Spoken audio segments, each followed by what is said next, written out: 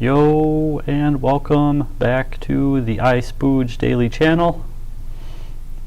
Ready for a simultaneous sip, stolen from Scott Adams, all due respect. It's actually lukewarm because I've been dealing with tech issues. Tech for the people. Why is there like a 5-second delay in my preview? That's never been there before. Nothing else is running on the computer. Is it literally just YouTube's UI so slow, taking all my resources? I don't know. But yeah, 7th birthday to the channel. I just found out as I was going live, so fitting, total coincidence, happy coincidence. All right, let me close this preview window to make it slightly faster, and it looks fun times. I'll be back.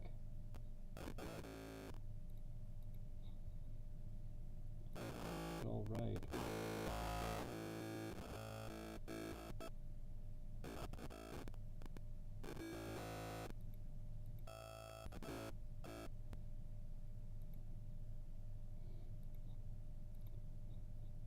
So, tech for the people, and it doesn't even work. Fitting. Absolute humiliation ritual, eh? Tech is not humiliation.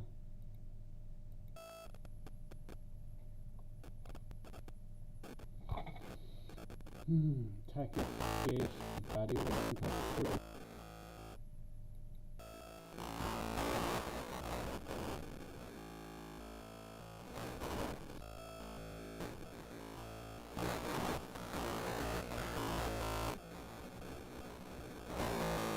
Always making excuses for your incompetence.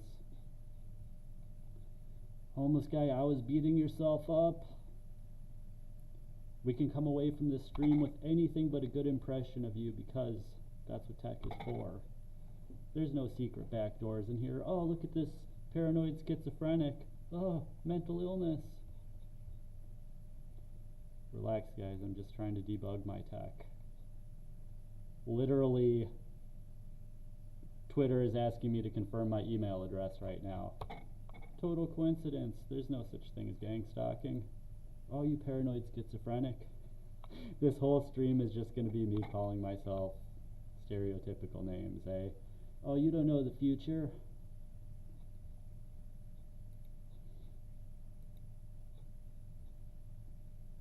Oh, is this really what goes on inside your head? No wonder you're homeless. No, this is why I just personally don't have a cell phone. Motion JPEG. I'm actually quite happy and stable and don't talk to myself except when I go on a live stream and stuff's not working. So it looks like the camera decided to come back because I've humiliated myself enough. Oh, now it decided to stop working. Tech for the people, man. I should say right now that someone could walk into the space at any time. There's like a new person on Friday nights. This is about when they came last time. Please, camera, keep resetting your color profile in all your settings, would ya? That would be great for me. All right, 4 minutes.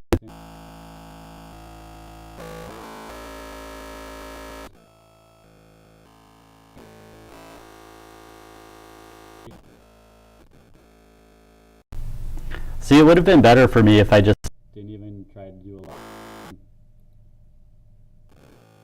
Seeing ya. We love seeing tech cut off your balls.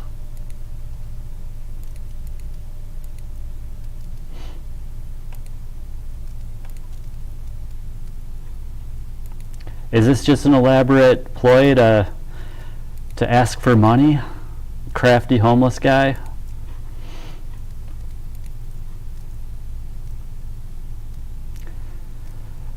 Through all that, it looks like it left the audio source intact, at least. Unless that's just because the camera's not being detected right now. 3, 4, 5. So it looks looks like it might have been hijacking the audio while it was plugged in. Good God. Don't you guys love tech? Have I really dedicated my life to something worthwhile here? Oh, Harlan, of course you have. Of course you have.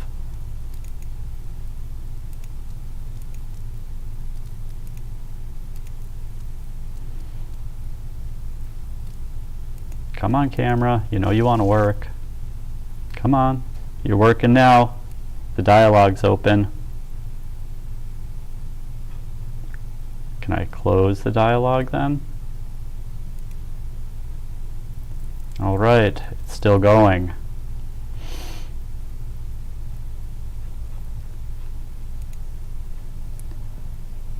Hey, what's up, Sugar Bear? Video feed is, yeah, so that's kind of the point of this stream, isn't it? Let's just fix our technical issues. Stream over. Bye-bye, now that it works. Anything else to talk about besides the stream issues? So,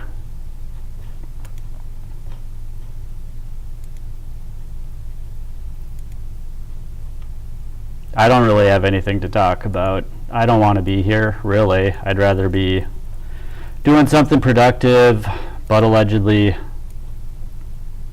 getting on a stream is productive or something. Like, I'm obviously not here to try to make friends or anything like that. I'm not here to grow the channel. I'm not here to be entertained. What am I here for? I guess just to keep testing stuff and keep being able to say that it works, but it's obviously not working now. Well, it's working now after 7 minutes.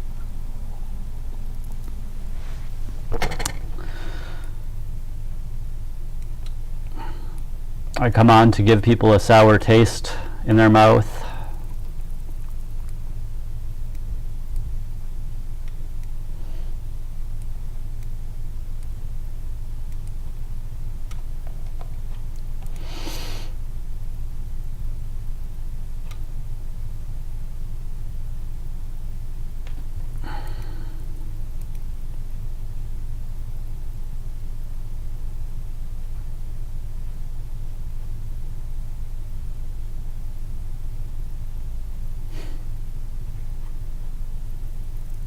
So yeah, it'd be a copyright violation to sing happy birthday. Like what?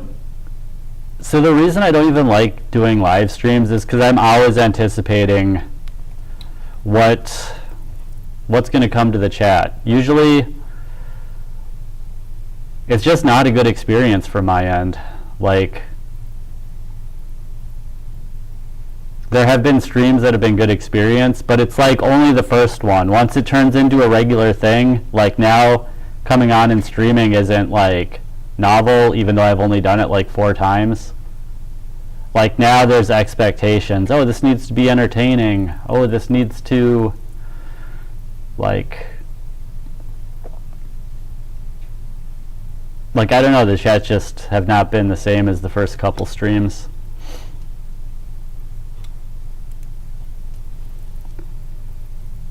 The software student, what's up? I enjoy your content.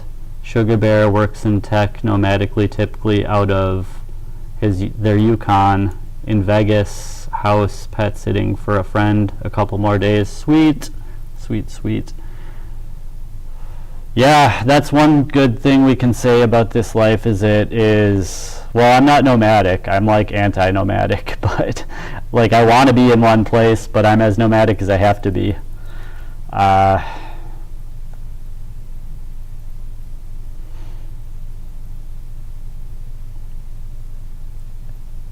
Like it would be good for the brand for me to like lean into being nomadic. Like, yeah, I'm a nomad, man. I love it. But I don't. I just want a stable apartment. I've moved so much. And I don't really want a stable apartment. I want a stable, well, God, stable anything. Anything but a vehicle. After I started this channel 6 months before I moved into my car.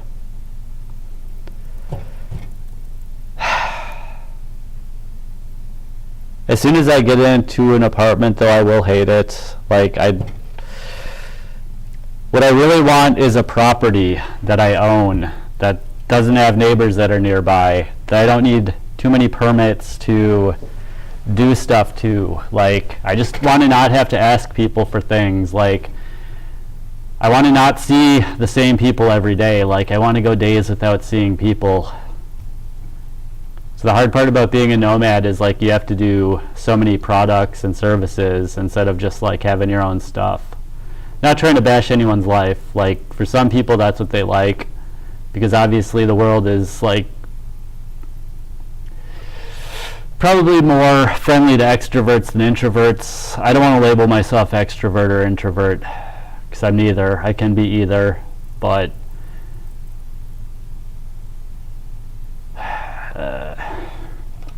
right now, after 6.5 years of living in a Honda Civic, I just frickin' want 300 square feet of space that doesn't bounce around when I move.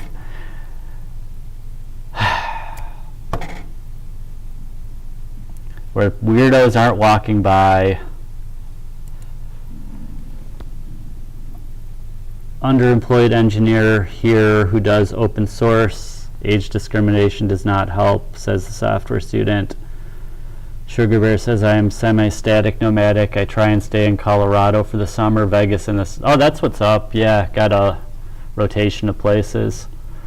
I will be a digital nomad between the U.S. and Ireland, says the software student. That's cool. Or want to be, they say.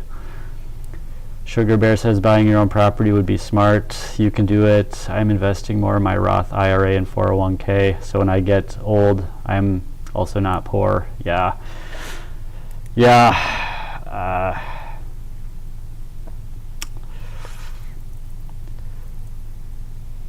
Oy.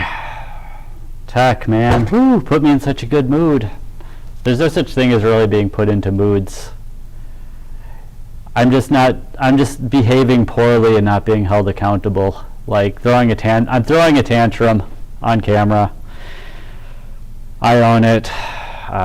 Man, throwing a tantrum. But yeah, tech. See, I like tech in theory.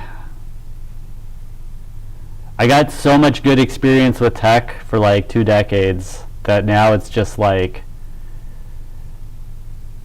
back when I got into tech, it was the escape from real life, and now real life is the escape from tech. So I've sort of like ended up in a what do you call it, where you love your captor. Like, now we're all held captive by tech, but I'm like, oh, tech is great.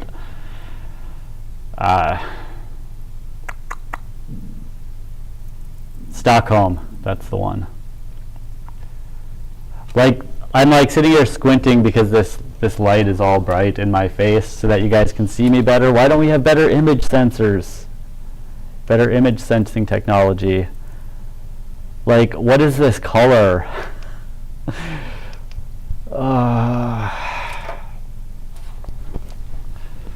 Working janitor half-time and math tutoring half-time with WordPress. Sweet. Yeah, WordPress remaining in the game. Now if I turn the light down a little bit, it'll get super high pitch and it'll bother my ears. So it's like either my eyes or ears are going to be bothered. Oh, no, I hit minus and it just stopped working. Just stopped. Thank you, tech. Why did you just stop working? I guess this power brick overheated. It's very, very hot. Come on, man. What tech is going to work today? So I had it super bright so it would not be high pitch, but the super brightness was drawing a huge current that made it super hot. There's that high pitchness. Oh, I noticed if I put this on the floor, the high pitch goes away. So it might be some kind of like magnetic interference or something. Come on, man. So the idea, so a big idea with the early iSpooge daily stuff was like the early ads I made were all about like the tiny data center and having an SD card and like a microcomputer that you could like swap your whole system out and bring it onto a boat or whatever.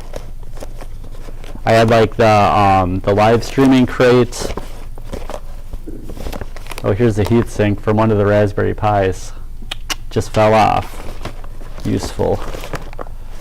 But where's the actual Raspberry Pi?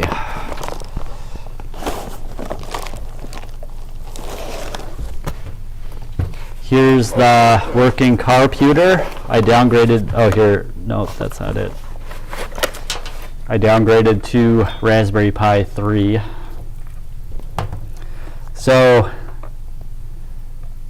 yeah, the idea of this tech is it should be fun and not do like, well, so like something with good resource management so that like garbage collection doesn't go crazy. So something with static, like the reason iPhone programming on Objective-C was so weird for so long is because it doesn't use garbage collection. And I don't know if Swift doesn't either, or if it has a garbage collector. But like basically uses reference counting type technology instead of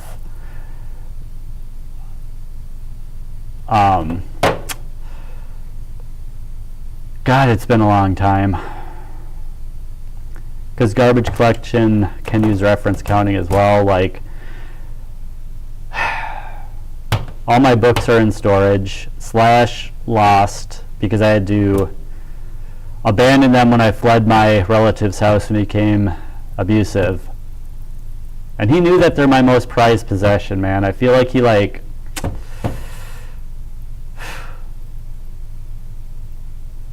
those are going to be expensive to get back if he didn't just throw them away, because that's what they want to do, is just destroy you. I'm not even going to bother looking into it until I have the resources to get them back. I assume you must be Colorado or upper elevation of California. I love Colorado. I moved there away from California, but no, I'm like 200-foot elevation California in the Central Valley, Sacramento Valley, the northern half. So it's like elevation 150 or something, not too high. But I'm on the floodplain basalt lava. So when California falls into the ocean, I'll be on a little peninsula of the floodplains, which go throughout Sacramento Valley.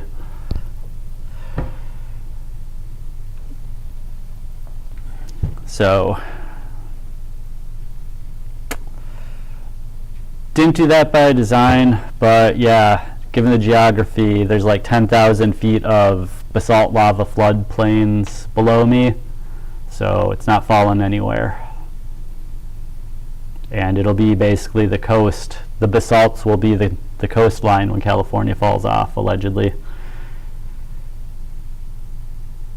Yeah, it's pretty good temperature for boondocking here. It was definitely better on the San Francisco Peninsula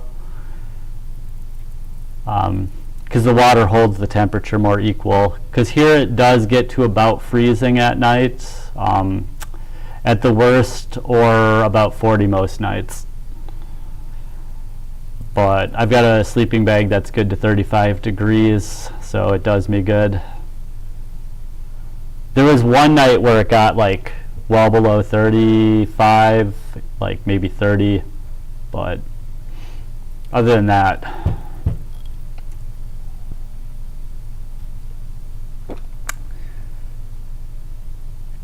So, yeah. So I was thinking, like, I want to not put new information into long streams. It would be nice if it was like a summary of other information. Or if maybe after the stream I summarize the stream. But yeah. Forgot what I was just going to say. But yeah, like making technology fun. Like mesh networking, that kind of technology. The problem is, even this running Linux has a lot of moving parts. I want to like co-opt Temple OS, which was written by one guy. And there's not a... Well, first of all, I should get it running. But it's not meant to run on a Raspberry Pi. It only runs on Intel. So we need another, something like a Raspberry Pi, but based on Intel, for that to be a path forward.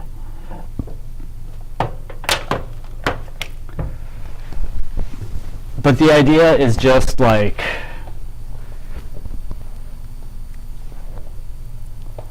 so long time ago, in the beginning of my spirituality, this idea of like hidden places or secret places came out, and that would sort of be Temple OS, which was built to not have a networking stack even.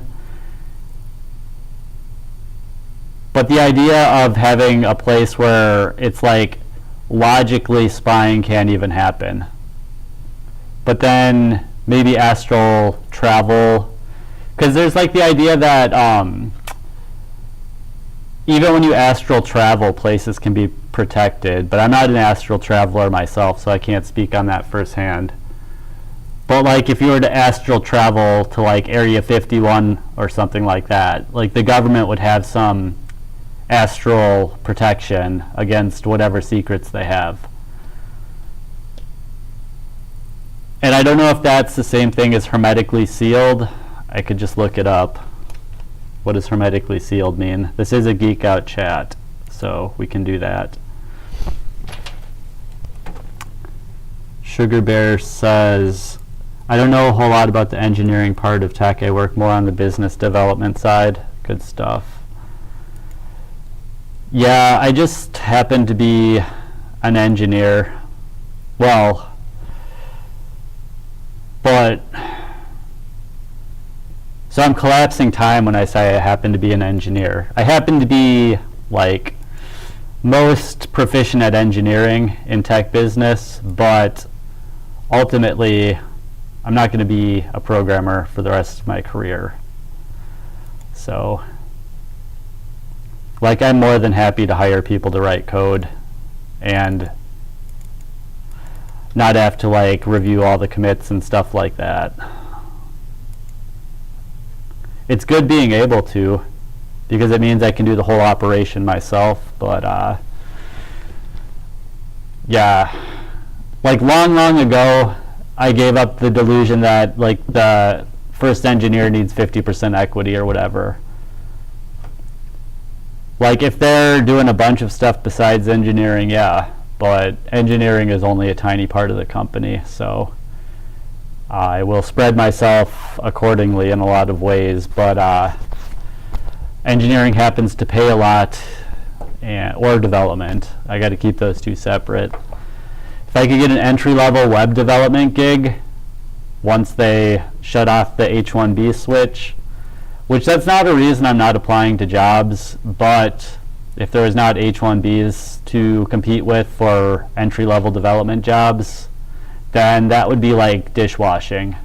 That'd be middle-class dishwashing, is just entry-level software developer, web developer is, okay, you can buy a house on this salary. Any company can afford to train you, because it's not expensive to train a web developer anymore. So I'd be hella pumped to see American developers, you know, finally the learn to code thing is realized, because you can actually learn to code and count on getting a dishwashing equivalent middle class job somewhere.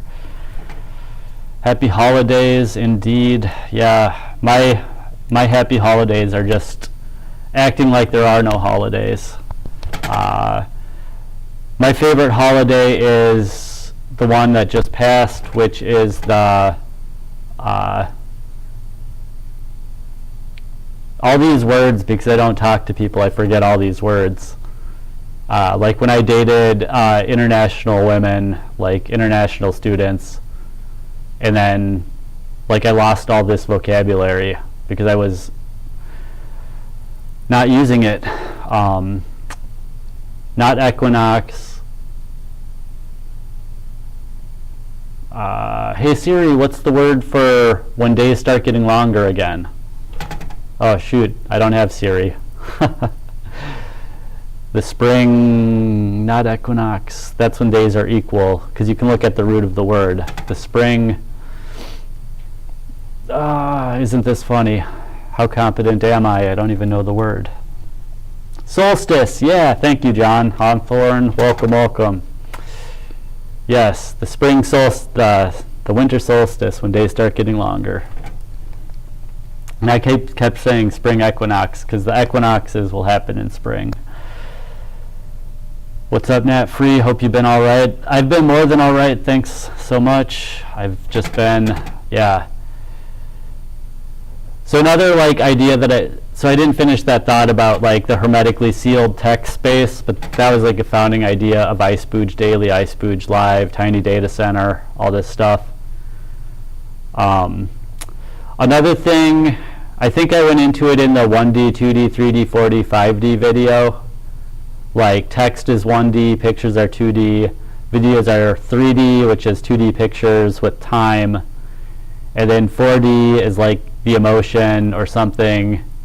I don't remember what the 4 and 5D were, but I feel like so that'd be dimensions, but then there's polarity, like positive or negative, or like abundance and scarcity. I feel like, so like one of the founding ideas was that text stuff puts you into, and well, those would have a correlation with left and right brain. I did a bunch of those duality stuff at the beginning of the channel in like the first 6 months.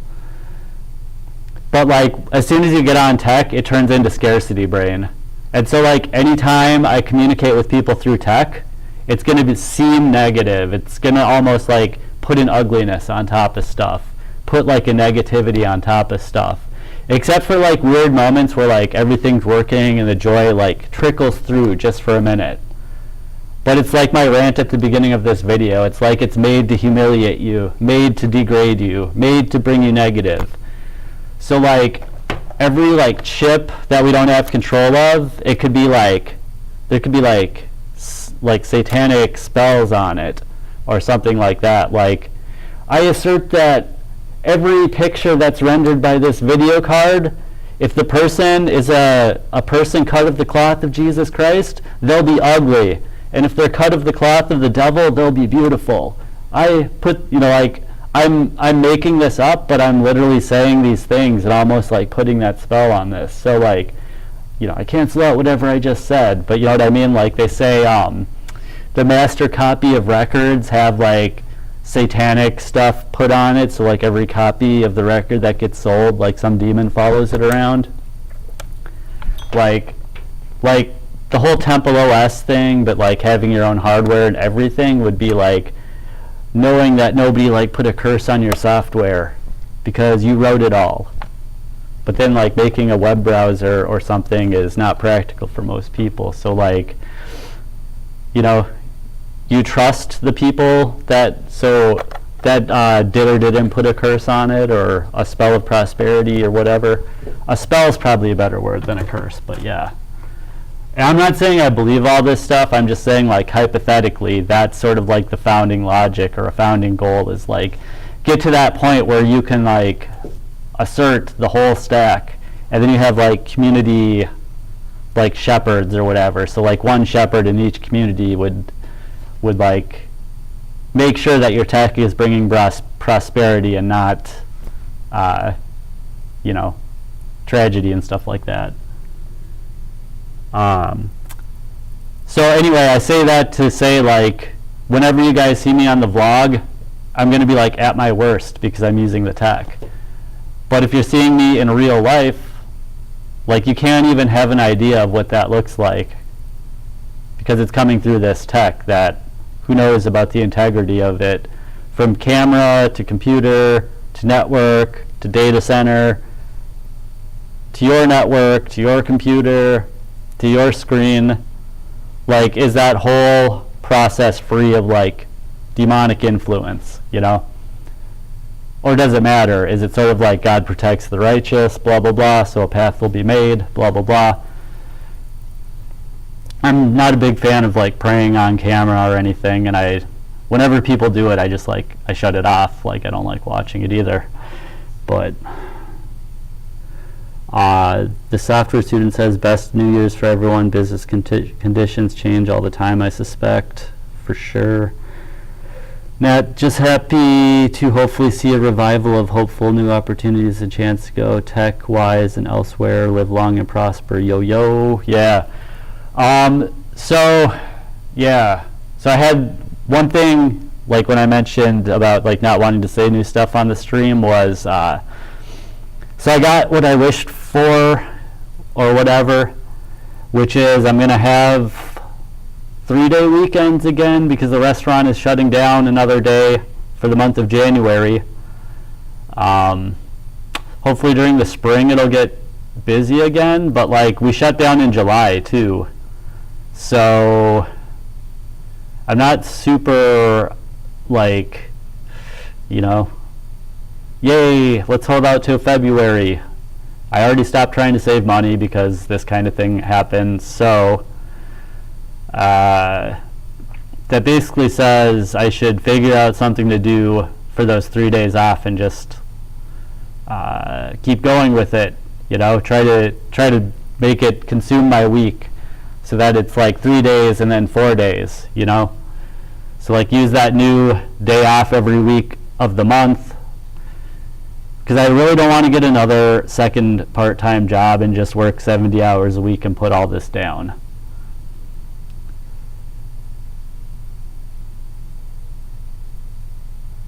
Like, I don't need to work 2 jobs to afford rent. I just need to like temporarily save a bunch of money to get in to a place to live. And working at minimum wage 70 hours a week, cutting off all other opportunities because it takes all of my energy, I just don't think that's it.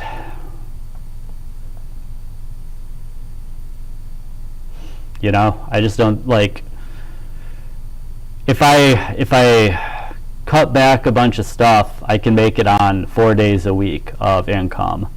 But that's the threshold, is like 4.5 days, you know, like that 5th day is basically finishing off my bills for the month and getting into saving. So if I don't work 5 days a week, I'm just draining a little bit every month. So I got to figure out something that I can do, and really I should do it 2 days so that I have 1 rest day, and I'm not just like chipping away and trying to be lazy. Like, legit, when you work out, resting is part of the workout. When you work hard, resting is part of the work. So a full day, you know, evening to evening style is what I like. Like, go like Friday night, sundown to Saturday evening, and then when Saturday sundown comes, then go.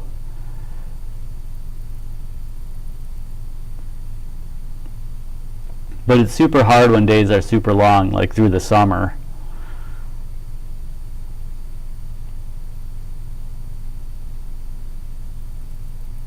But we don't have to like plan out the whole year. It can change for the year too.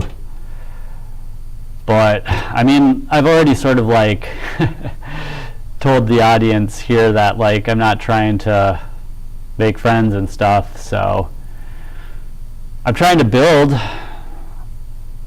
And I'm not just like resisting online because I don't like online. It's just like, it's a huge headache.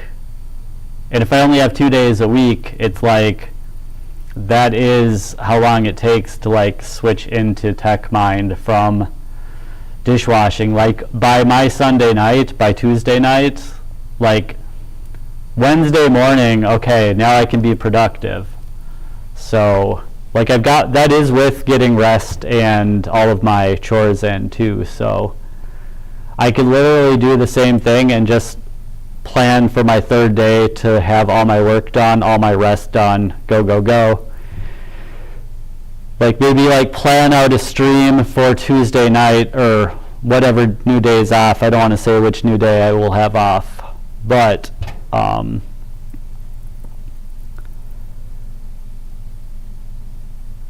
yeah, so set it up so like literally during the day I work on a stream and then do the stream. And I don't want to have to account for stuff like a troll coming and taking over the stream with all the questions. Something else I wanted to do is have what's up, NWIC consultants? It's time to stop spinning the wheels, commit to 6 months of 2 jobs, and save to get out of this rut. You haven't tried that in at least 7 years. It's time to give it a shot.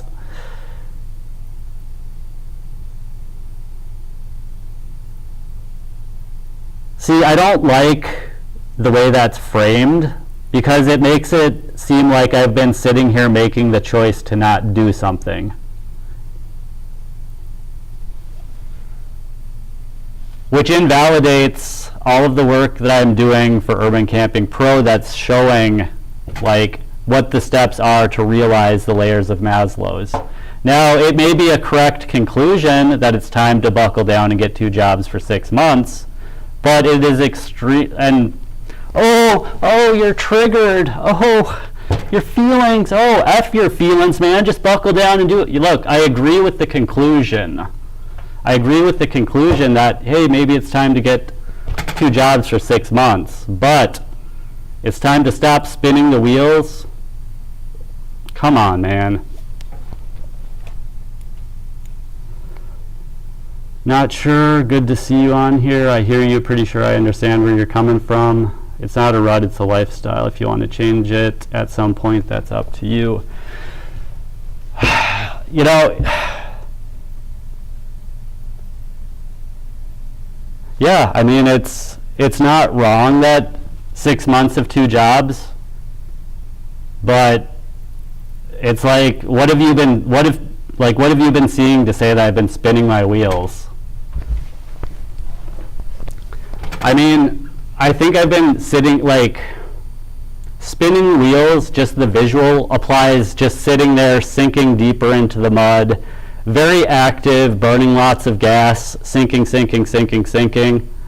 So, you know, maybe it's not intended to come across that way, but the visualization of spinning wheels, it's like, that's not what I've been doing. I've been moving. Absolutely, I've been moving. Who am I trying to convince now becomes the line of questioning, right?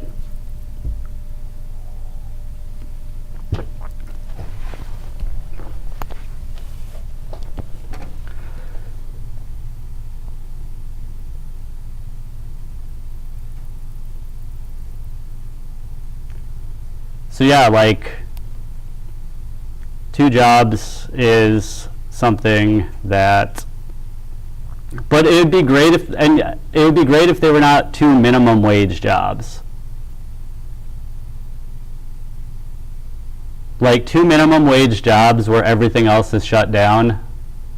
So we talk about like at least several bodies too, right? So that feeds my physical bodies. But there is still, and you know, my emotional body right now is inflamed because, you know, I'm on the spot, and it is a good thing. Iron sharpens iron, for sure. So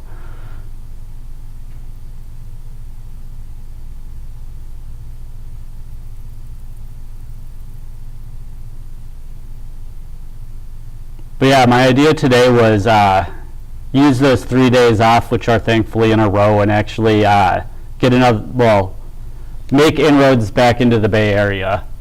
Get basically the same job I have now, but in the Bay Area. Because now I can say, you know, opening dishwasher, basically full time, doing like all the, at least involved in most of the maintenance around the kitchen. Like the chef is super hands-on, so like definitely like mentorship, heavy mentorship. So I'm super thankful for that.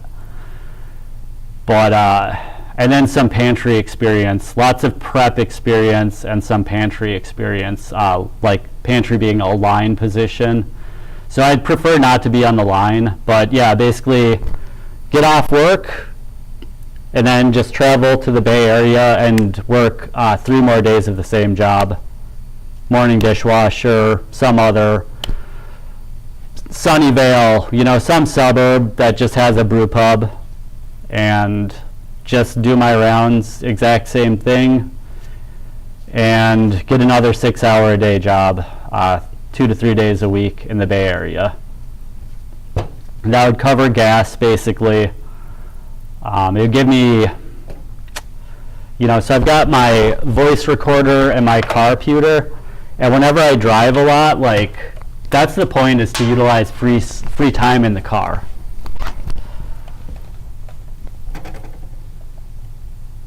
So not sure, well, NWSIC says, I think you need to do something a little different, try it.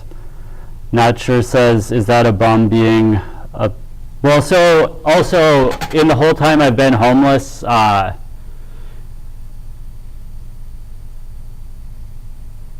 so another thing too is like, people will say, oh well, why you haven't done it before doesn't matter. But it does, because like what I was just saying, like I finally got this like basically solid dishwashing experience, right? Like I came into it through a temp agency, and I worked in a bunch of kitchens just as a temp, and I did good, and then, you know, got my first full time. So it's been building up to it, like,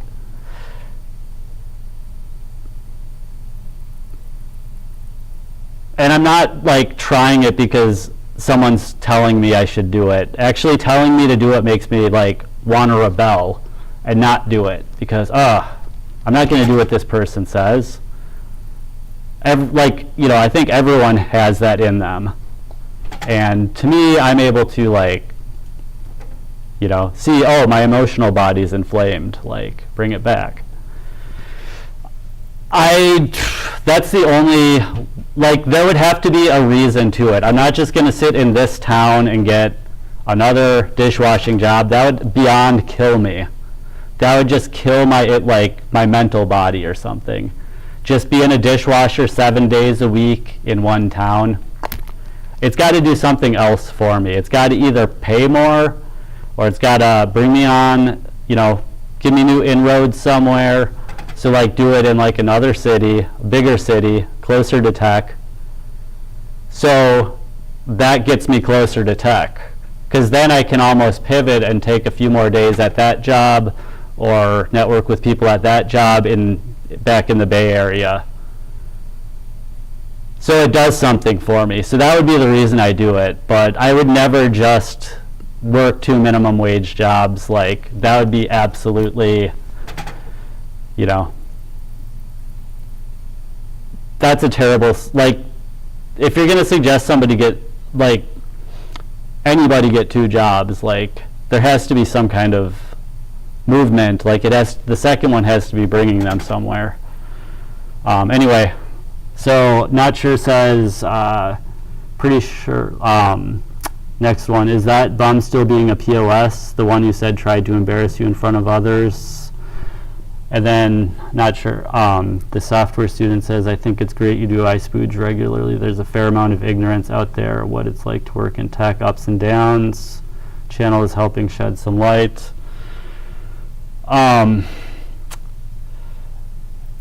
Yeah, I don't,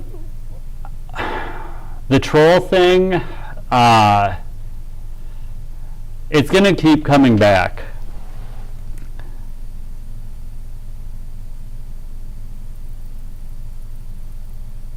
Until probably there's enough, like, they say, like, what people say when you're not in the room is, like, what matters. Like, if people shoot them down everywhere they go, then they might stop. But to me, it's just not worth putting any time into. It's just like,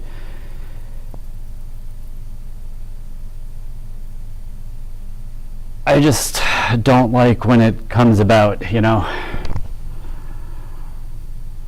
So John says I have to take off, but hope to catch you next year. Thanks for joining.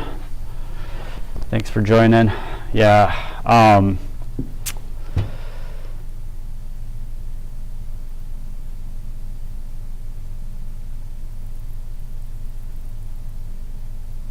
And also, just if anybody tells me to do something, I have to, like, super strongly weigh it, like who is this person? Why are they telling me this? And, like, not just, like, ask, but, like, almost like pray on, you know, ask in spirit, like,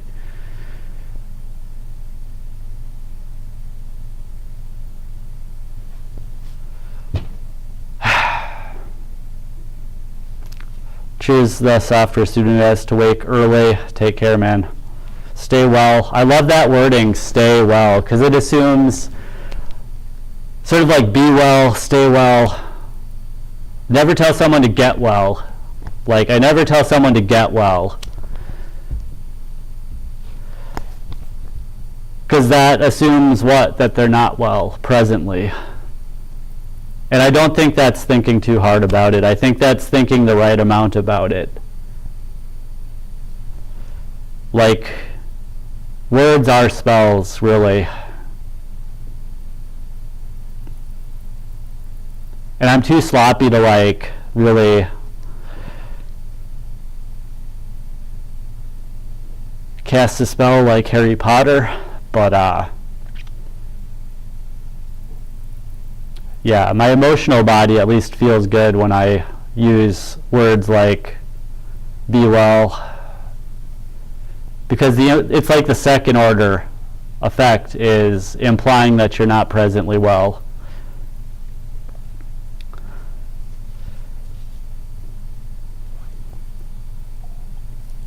And dang, this coffee, whew, it's hitting. So yeah, I'm double fisted as well. I got off work a few hours ago now, showered, and the reason I'm staying lit is because there's a monthly electronic music thing going on tonight in 2 hours, and yeah, I'm gonna try to check that out if I can stay up that late. But I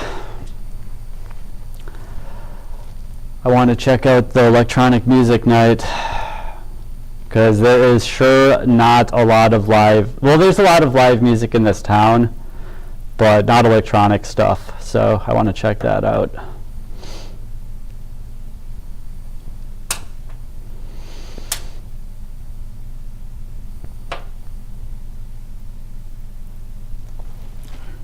What are those things on the wall behind me? They're bike racks, if you mean those black things. And it's also, let me see the picture. Yeah, it's in the pattern of 666 in Hebrew as well. Yad, yad, yad, which is 666, XS, XS, XS. That's according to Ken Wheeler. His YouTube channel is Theosopos, I don't even know. I've tried to read it out before, but it's like this weird Theo something or other. Ken Wheeler. He says, yeah, 666 is excess in like every language, and it's those 3 Hebrew signs. Yad, yad, yad. I'm obviously not a Hebrew expert, but this is Geek Out Chat.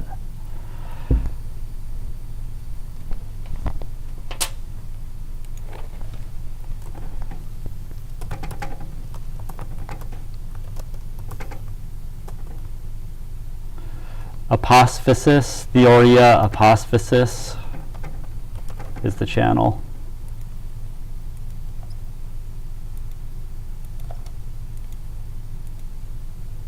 Dang, my computer's going slow.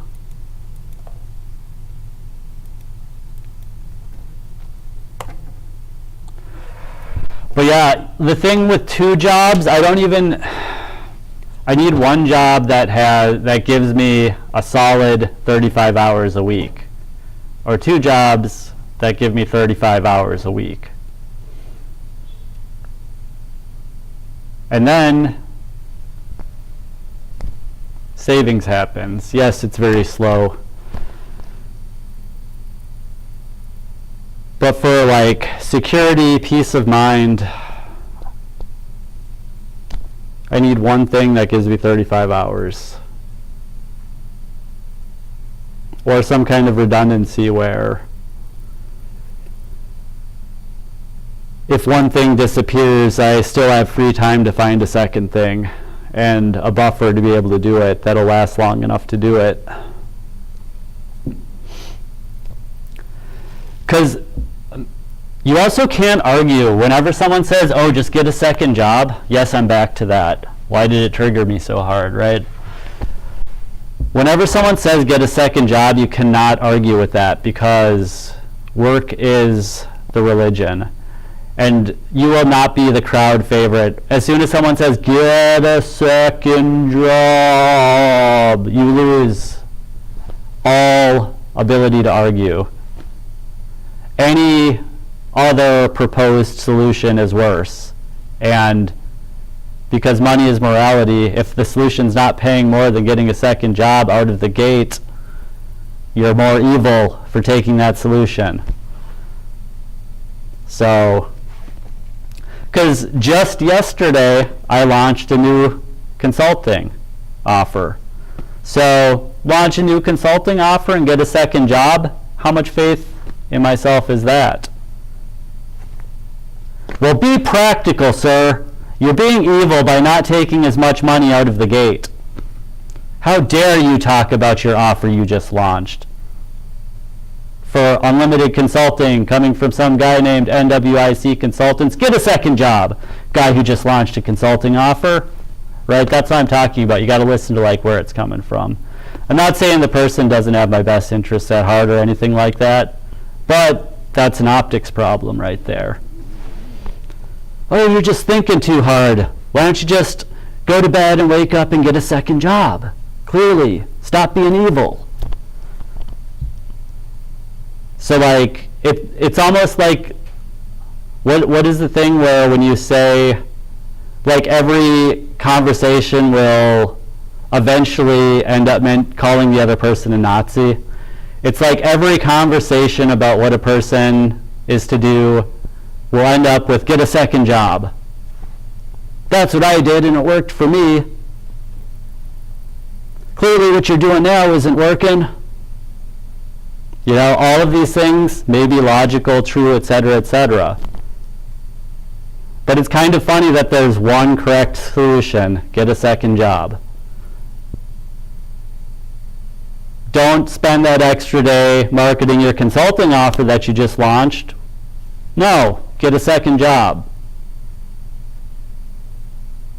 Oh, let's clip this stream and make a funny video of the guy melting down about being told to get a second job, even though he was thinking about it himself. Yeah, we'll just clip that part out. Let's just retract our chat messages. Whew. That's a big reason to launch a platform, is just to make it so people can't retract chat messages. I'm not saying this person that is doing that, nobody's retracted a chat message. I'm just like, you know, not sure. He says, I'll look into this apophysis. Man, I can't even say it. Apophysis. Is it YouTube? Yeah, that's the name of the channel for sure. I think he probably publishes under Ken Wheeler, but I don't know for sure. He does live streams like this a lot. So if you like my live stream, he's actually likable and funny. So yeah, if I could like raid his chat or whatever, I'd be like, yeah, if you guys are tired of my ranting, go over to him. He doesn't rant. He doesn't tell you what to do, like, specifically. It's a good stream.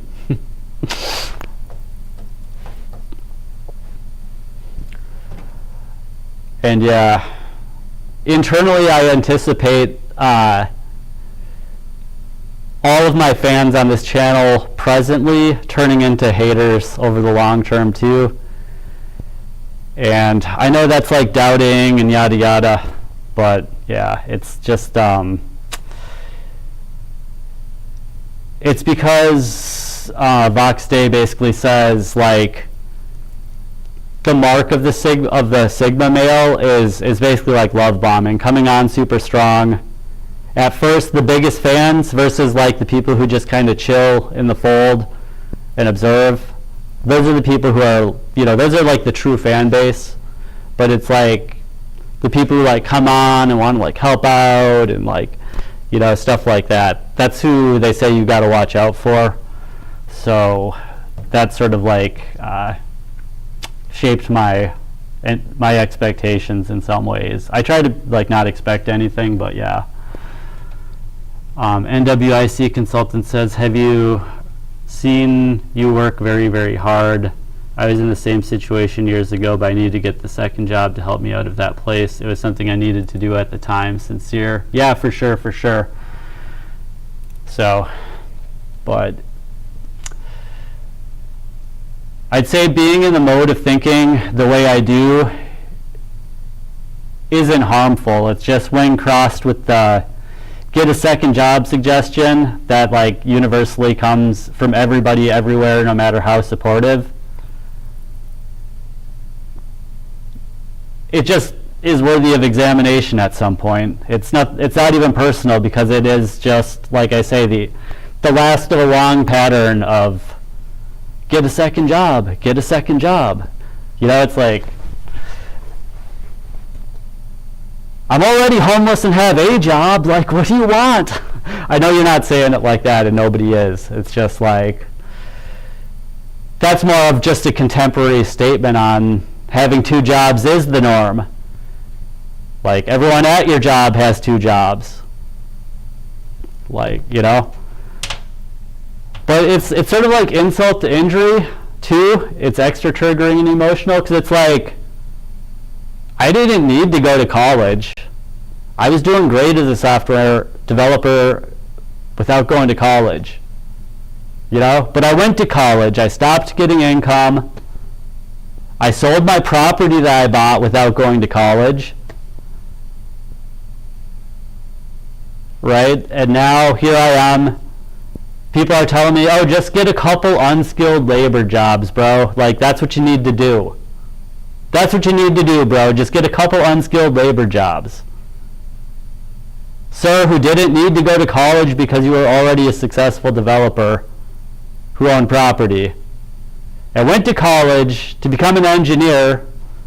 You know, that's part of why I make the distinction so big between developer and engineer. Like I knew that to be an engineer I had to go to college. So I did it. And now, yeah, bro, just get a second unskilled job. Because getting a developer job is just not even in the question, because I can't afford to be a developer. Like, I'm not even trying to be a consultant or freelancer. Like, I just want to be an office developer, be left alone, go home, and have my life outside of work. Like, yeah, in high school I said, someday I'll own a software company.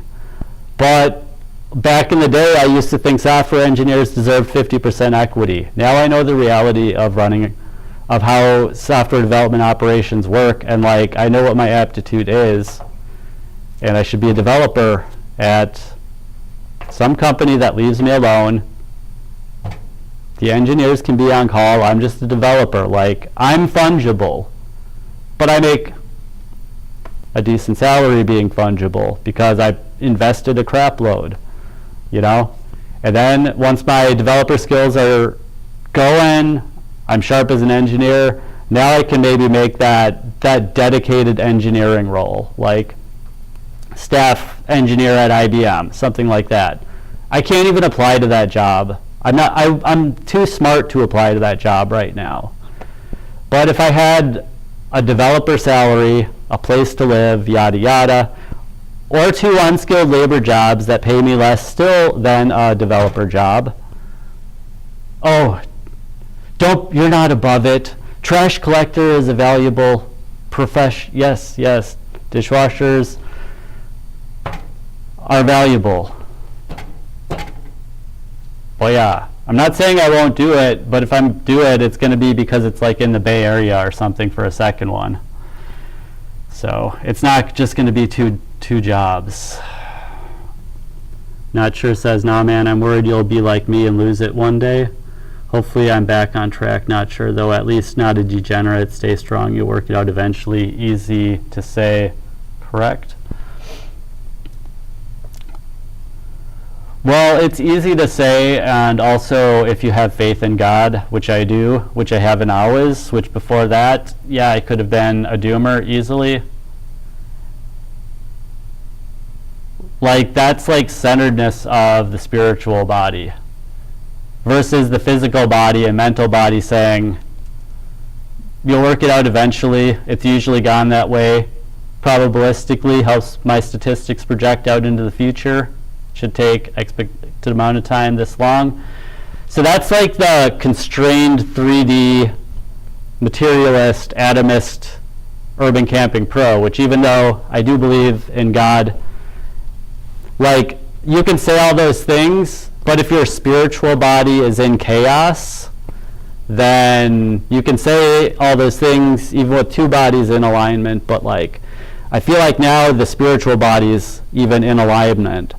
So you don't even have to say those, it'll work out eventually, stay strong, like, because this is like a bigger body that contains the mental and contains the physical body. So it's like the bigger body is just like still and at peace. So the emotional body might still go to chaos even though the physical body remains, the spiritual body remains, but like the emotional body might still trigger out and go crazy for a little bit. But because all your other bodies are in alignment, it's like an electromagnet just being like, you know, align, and emotional body just goes vroom, vroom, vroom, vroom. But if your spiritual body isn't like set up, then your emotions are going to be going crazy.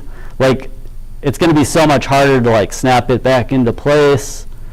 But like when you got your spiritual body that contains it above, like then it almost just, you know, boing, it just like gets in there. Emotions are back in check. And we can then use our mental body and continue evaluating, is getting 2 jobs, yada, yada, yada. Right?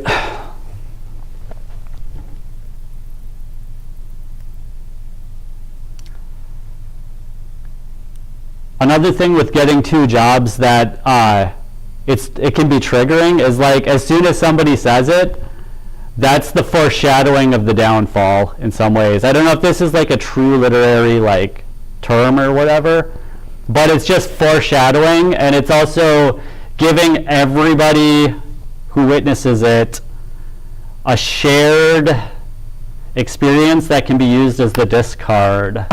Oh, he said get a second job and you didn't. Now 6-7 kicks, goodbye. Like, you've chosen your fate, buddy. You chose not to get 2 jobs.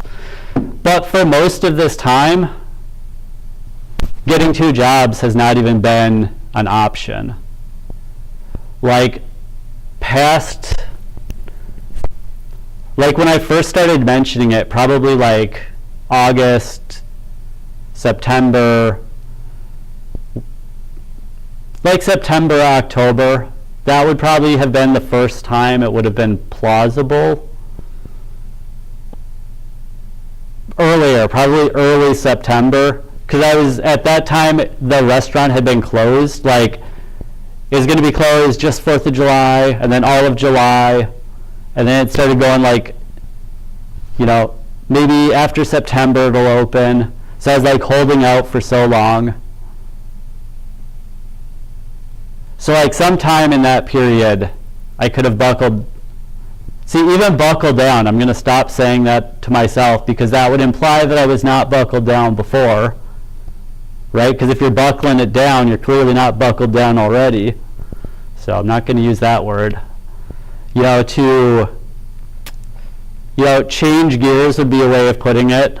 That's not insulting, because the motor runs 3,000 to 5,000 RPMs, then you change gear, it drops back down to 3. So it implies that you're towards the top of the gear. That's actually a really respectful way of putting it, is to change gears. Because that implies that you've gone through the previous gear and now it's time. And you could change gears downward also. You were coasting down and now it's time to, that would be potentially disrespectful way. It would be to say that you're about to kick into, you're downshifting, so the engine's about to go from working less hard to working very hard. Cooked. Yes, sir. I knew people would be waiting. See, and it is cooked to everybody watching in the 3D. Like, I realize as a person who can put myself into the position of an observer of myself, I realize how cooked I am when someone says, get a second job. Right? It's not even get a job, bum, anymore. Now it's stop spinning your wheels and get a second job. Right?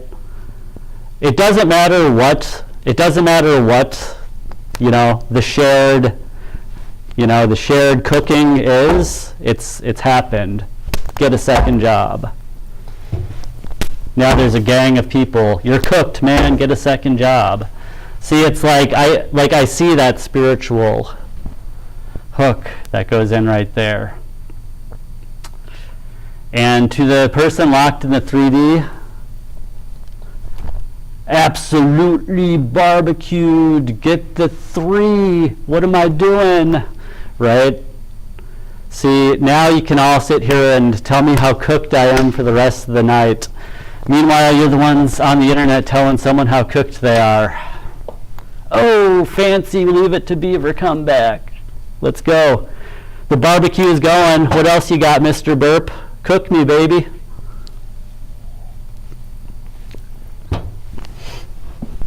What else you got, Mr. Burp? What kind of editing software are you using to clip it up and post it to your channel? You do have a channel, right? Absolutely fried. So sad. What do I have to do besides read my own channel's chat? Man, what a loser.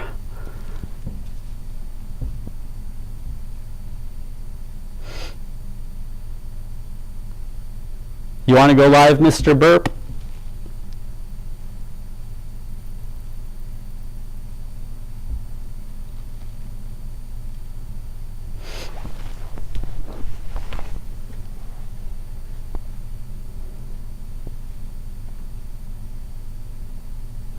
Man, I'm going to post this screenshot onto my Instagram. I bet you're a junkie. Man, all this double fisting. What do you think is the next stage of the party? Think I'm going to go smoke some, can I say these words?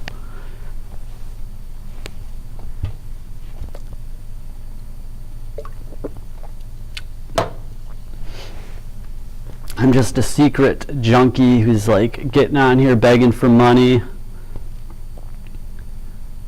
Who else is out there?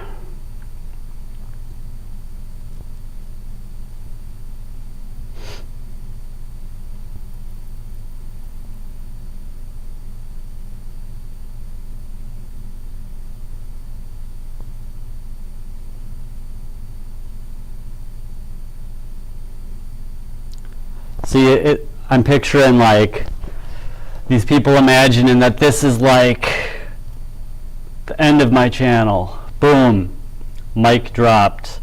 Homeless guy refuses to get second job and melts down at the mere suggestion. Do you guys want to have like a copywriting powwow where we like help figure out the titles to your videos?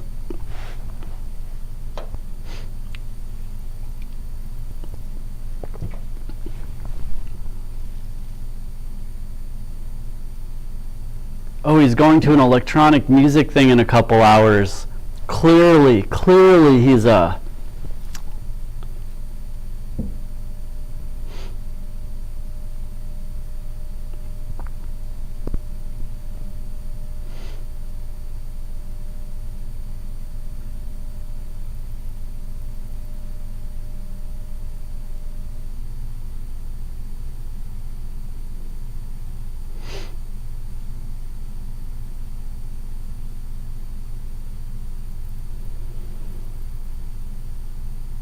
How many of you guys have given police interrogations before? How's my behavior looking?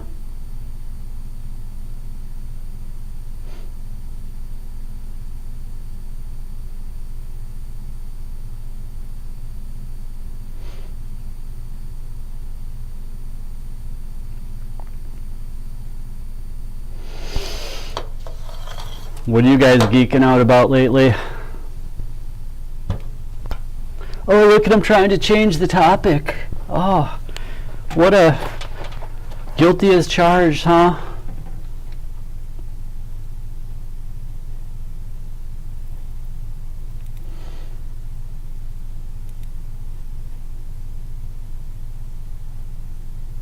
I bet that's a cop's flashlight in his face.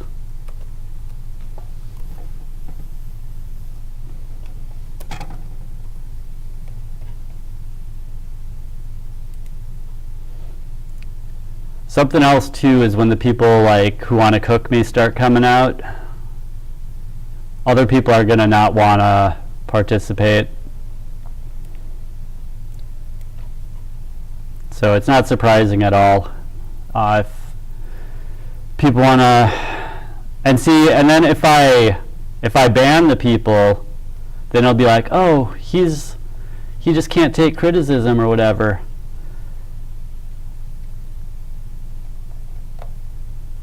Yeah, I figure Not Sure is joking, but you never know.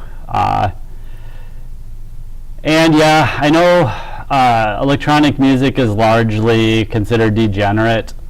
I don't know why,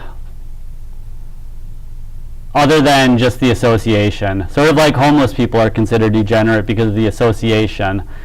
It's not, see, you know, they're literally the same problem. It's degenerates go and disguise themselves in something. You know, so today someone at work told me that street people is a self-identified term for what I've been calling drug addicts or junkies or tweakers.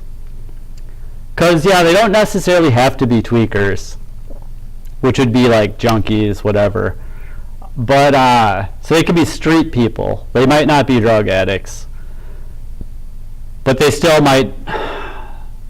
I have to think about the exact wording of street people, but to me it's a little bit better than I've been just calling homeless people and drug addicts. But effectively that's what I'm getting at. So it's the same thing with Degenerate Festival, you know, electronic this or that. It's people who like drug, you know, like whatever, I guess it's drugs at the festivals because they sell alcohol. But they like go there, and if they're paying money, they're sort of the customer too, so the musicians will sort of cater to it, or the DJs, producers. There's DJs and there's producers. Tonight it'll be mostly DJs, I think, which is just people spending other people's stuff. But then producers make product. Like a rock band produces music, electronic musicians produce electronic music. So yeah, even like, so yeah, in San Francisco definitely I degened out, you know, spent $100K on concerts, alcohol, and Ubers and things like that in like a year and a half. So, but towards the end, like in like 2015, 16, 17, most of the electronic music I went to, I was not even drinking. I was sober. And I just like observe and find the acoustic sweet spots, and people would approach me a lot too because I had an aura. That was before I like knew or thought really anything about auras. Like, I've been into Zen Buddhism and meditation since like 2008, but I think most of my drinking and partying, like before 2015, covered by grace for sure. But like once I woke up in like 2015, then the grace goes away. And yeah, so it's,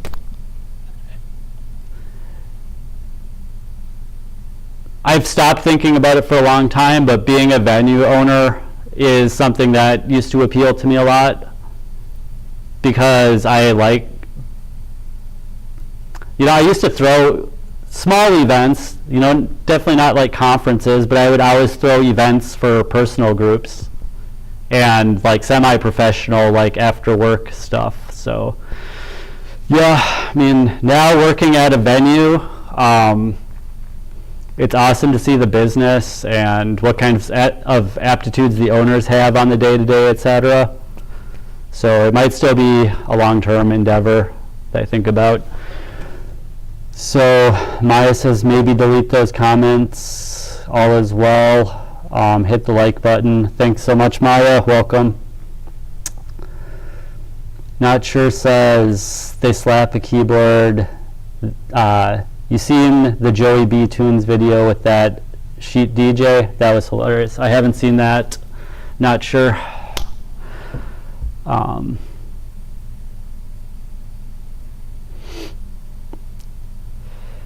Yeah, no, it's the electronic. This will be my first electronic show. I went to one in November 2022 in Minneapolis. I went to one, and my budget for that night was $80. I took public transit. Oh, no, I did drive. No. I drove, yeah. And I parked like several blocks away where it was free parking, and I walked a long time. So I was feeling like I walked to the train, but I did walk like to the edge of downtown. And then before that, the last one I went to was, I mean, obviously 2000, like pre-2018. Potentially I went to one in 2018, but I don't think so. Maybe 2017.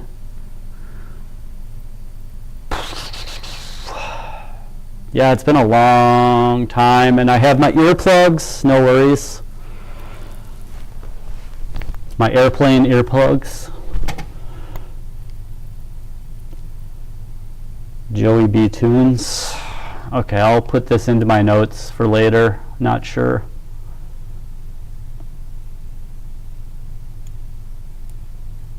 If I can copy and paste, or I can just type it. 1 second. Need to launch my notes app.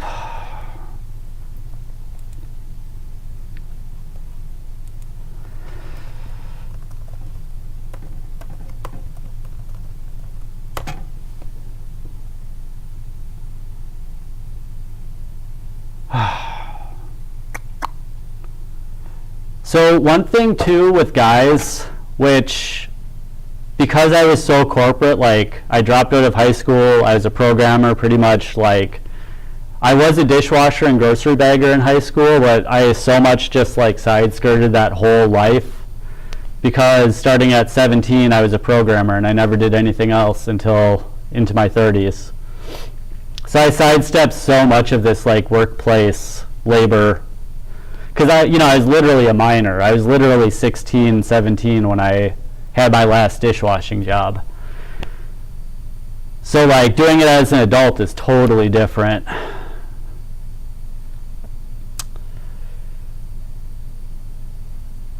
I forgot what I was going to say with that.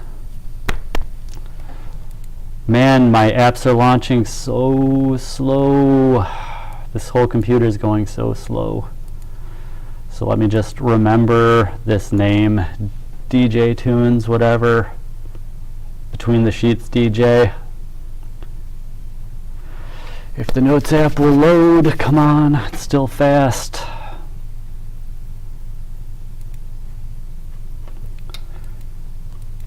All right, so Joey B. Tunes, Between the Sheets DJ, something like that. The Sheet DJ. Not Between the Sheets, that's how I remembered it though. Channel suggestion.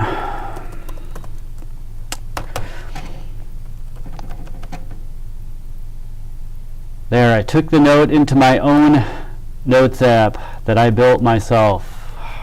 The homeless bum. Figured out how to market it on Gumroad all by myself. For sale, $30. Update coming soon. Double fisting. I've been drinking coffee more. When I quit Starbucks, when I got this space membership, I quit coffee. Like, I didn't quit it, I just was so tired of it. And then in the last like 2 or 3 weeks, I've been having like a cup a day. But I had a cup this morning, and like, oh my God, this is just, it's like when you first start drinking coffee, you just, it hits so hard. Like, I don't need this coffee's bad for me. And there's still another cup in the pot, which, like, I seriously have that, like, coffee jitter. Should it be called, oh, it's probably a junkie right now. Even though I was joking, it's like, if you're reading my aura, like, you ain't wrong, because I definitely have the junkie vibe from this like I'm giggling from the caffeine. But once you've been drinking coffee for like a month, you don't get that euphoria anymore.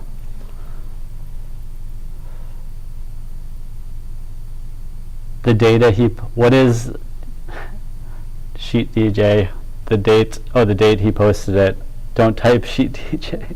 Well, if it's on YouTube, it can't be that bad to begin with. Because some guy asked me for my website the other day, and he typed it into Google, and it didn't show up on Google. Daily driver apps. And he would not go to it directly, which is actually a really interesting thing. What he was doing, like consciously or not, was he is using Google as his filter. Because Google has all kinds like anti-spam, anti-phishing, all this stuff. So while extremely annoying, what he did was actually extremely smart. Used Google as a filter. And so, like, that's what I'm saying about it. If you type it into YouTube, it can't be that bad, you know?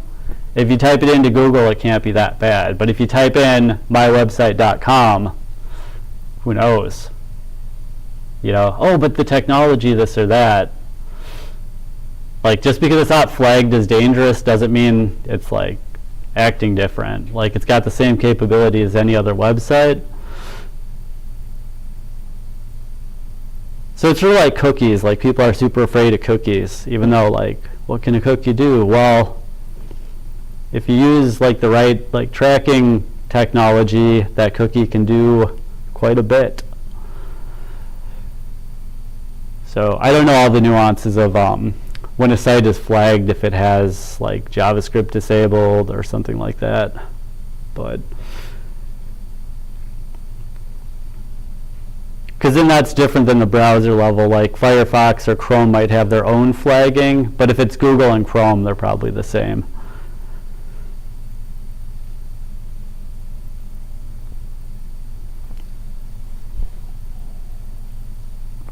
And I keep drinking the coffee.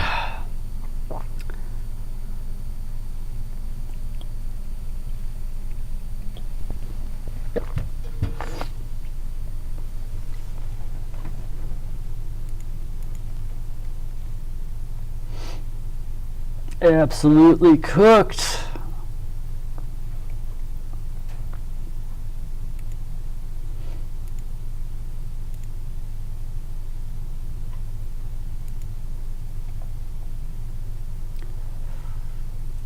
Oh, his stuff gets removed by YouTube?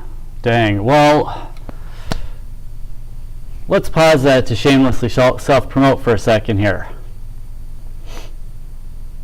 iSpooge Live, what I call the technology behind the iSpooge Daily channel, one of the offers that I made for it was through Fiverr, was to download your YouTube channel and turn it into a website.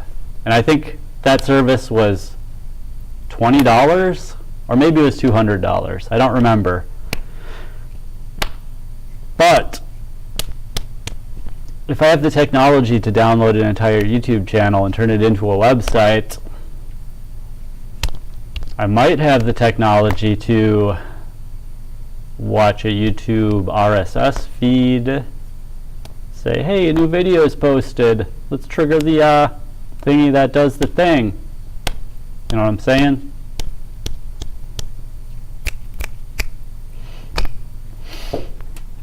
And that might be the kind of engagement that takes, you know, not too long.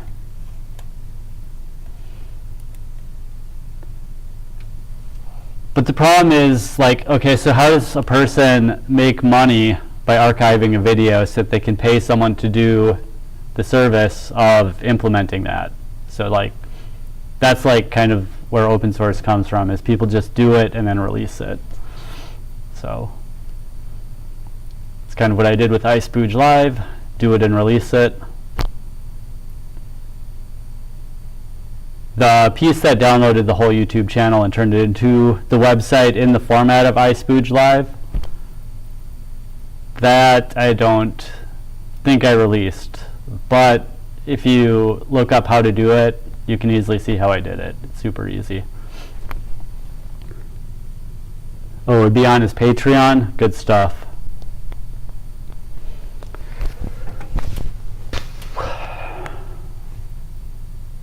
So yeah, that was just shameless self-promotion of services that I could do. So my new consulting offer that I mentioned, I only mentioned it at the end of yesterday's video super quick. For $4,999, you can schedule me in 1-hour sessions, 24 hours in advance, phone call only, not emails. Just call, because it can take long to like formulate and type. Not screen share or anything like that either. Just phone, voice. So 5G, unlimited phone 1-hour sessions. Book 24 hours in advance. So that's basically how I had my Calendly set up already. And I saw somebody else sell this offer for consulting like that. And so I get one of those clients, they pay me, I got $49.99 minus whatever fees, right? So I spend 1 day a week trying to sell this offer. How long can I expect it to take to sell? My previous offer was 5G for 2 days of consulting or 3G for 1 day in person, which I don't think this new offer invalidates that, because 1 full day of my presence, 2 full days of my presence versus a lifetime of 1-hour calls. And I would schedule max 3 per day, so that leaves capacity of 36 per week if I'm doing it 6 days per week, like a lazy bum who doesn't work 7 days a week, which I do strongly believe in, but I do work 7 days a week against what I strongly believe in right now. So it's not like I'm a person that has none of my boundaries violated or something. Like at least I'm violating some of my boundaries by working 7 days a week, guys. Oh, what kind of bum has a boundary like 7 days a week? The sustainable bum who believes that rest day is the hardest day because it's so hard to not do anything. You got to plan and execute your whole week to not do anything for a whole day very well.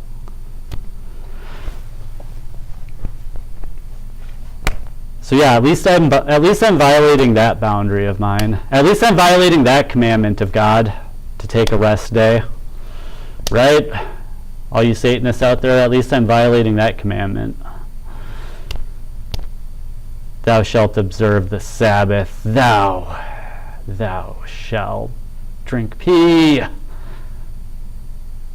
before thy follow all other commandments.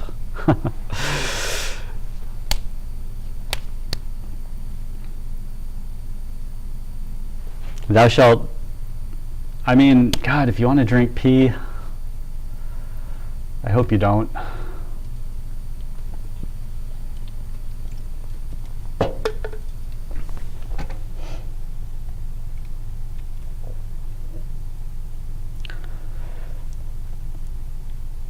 All right.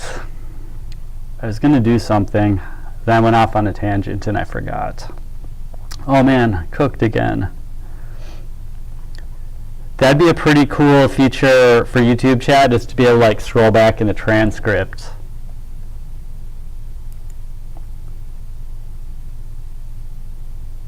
While you got that 666 thing behind you then, see? The observant knows. Like, it's literally like the Monster Energy drink. And look, there's a tribute to the sun god right there. With one of the hands is a hammer, so it's a tribute to Thor. Oh yeah. And two of the arrows are red, so that means we're going to war for Satan. Look, the two horns of Satan are on that clock. And right, the fire alarm just reinforces the fact, the flames of torment. Imagery is in your head. The fire escape map. Oh yeah, we're cooked. That guy wasn't wrong, man. We're cooking.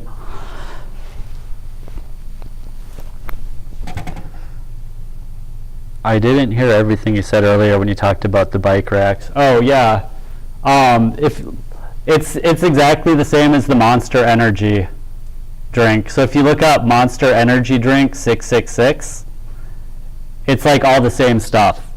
And that's why I mentioned that channel earlier, Ken Wheeler, because he's the one who talks about excess, EXCESS.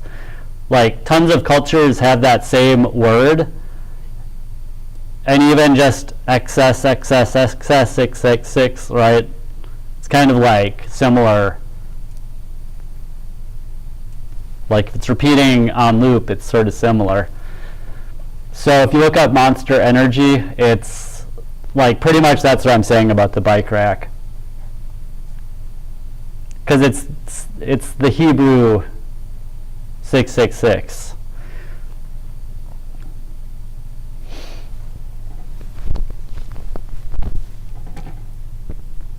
Oh, Not Sure says they've been on Symbology for 5 years. Right on. Heck yeah. I've probably been kind of familiar with it for around that amount of time, but I haven't been necessarily like researching. I've been like maybe watching videos where they talk about it or bring that aspect into it, so familiar with it, but not like in command of it. So that's funny though. Like because I noticed that when I came here, and I'm like, huh, that's funny.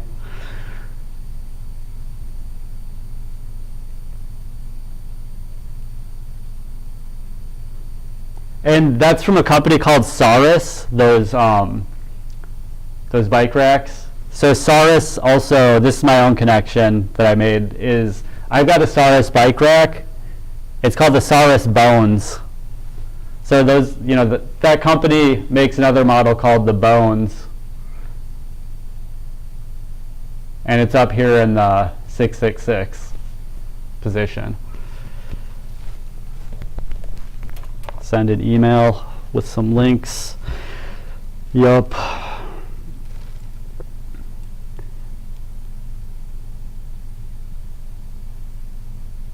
Email's the other thing that I'm cooked about. So another thing I could do, so if I decide to use one of my days as a sell the consulting day, that would mean okay, now there's some kind of reason to check my email, right? Like, oh wait, Soros? Oh, am I wrong? Oh no, it's not S-O-R-O-S, it's S-A-R-I-S. But that is funny because, you know, English is spelling.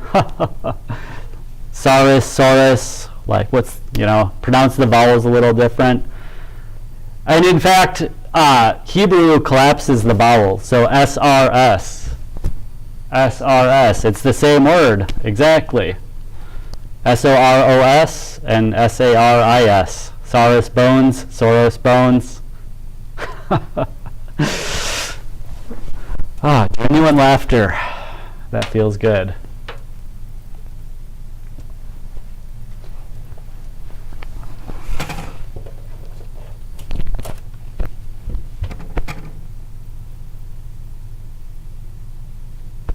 Man.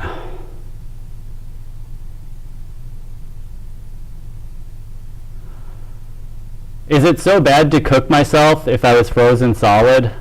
Like, maybe I'll cook myself until I'm normal temperature. And then, boom.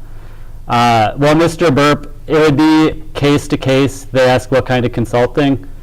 So, there's one more term is there's a 1 year, no questions asked, full refund, even if sessions have been booked. So if it's not working out, then you get a refund. What kind of consulting? I'm not going to, you know, one of the major reasons to do unlimited consulting in that fashion is to just not worry about it. Like, just vibe with it. And, you know, replace myself, make people self-sufficient of whatever I might teach them. And this is literally idea, you know, borrowed from somebody else. Like, there's a whole thing of unlimited consulting. But so you pay one time, that gives you access, and then you start booking sessions with me, never a cost again for these sessions. And since it's 5Gs, you know, that means you can annoy me every day for a year, and okay, that, you know, at some point I could just force a refund on people too if they're denying service by just, you know what I mean. Like, I don't want to just waste time thinking about it. It's just, we're not a good fit, you want a refund, you can ask for a refund. You're not a good fit, I don't want you as a client, I can give you a refund. Like, sorry, but goodbye. So being that it's phone only, like, there's not going to be like, oh, can we just hop on a screen share? Oh, well, we always hop on a screen share, why won't you do it now? It's just literally phone calls. So it might be phone calls to prepare for one of those bigger, you know, 2-day engagements, 5Gs, 2 days, where I actually do some of the work. I actually, like, really train a bunch of the people. But there's no reason the person who buys my service can't bring on some of their managers onto a call as long as they're there. Booking a call every week is an abuse. I mean, booking a call every day, the thing is the value will diminish pretty quick. You might book a call every day for a week or two. All good. But eventually, you know, it's going to be like, okay, we can switch to a monthly call. Like, I'm rolling, you know what I mean? So I do 3 of these a day. The first one I sell, I'm into housing. The first one I sell, I get an extended stay motel. I put all my stuff in there. I take my first call. I keep marketing. I make another sale. Boom. So that's motivation right there. Like, that's not necessarily why I'm doing it. I just made the case that I'd be a better employee than consultant. Well, I didn't make the case. I attempted to make the case, and this is a live stream. I'm off the cuff, everything. I asserted, we'll say.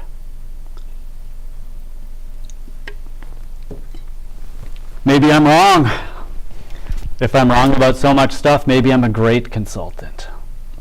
Maybe it is my calling. I just haven't tried it in a decade or two. So yeah, what kind of consulting? It's like whatever you think I might be good at, and in that format of 1 hour calls. And if it's not, you have a year to ask for your money back. Even if you got a bunch from the sessions, like that's sort of your, hopefully you're getting something from the sessions. If you cancel after one session, you might have not got something from it, but if you book 2 sessions and then cancel, you probably got something from the first session. So if you cancel and get your money back on top of whatever you got from the first session, then that's like your compensation in a way for your time, because you got something for your time at least. Like you should at least walk away neutral, Like giving you a refund isn't going to make you walk away positive, but like in the worst case, if they book 2 sessions and they cancel, they got something out of it.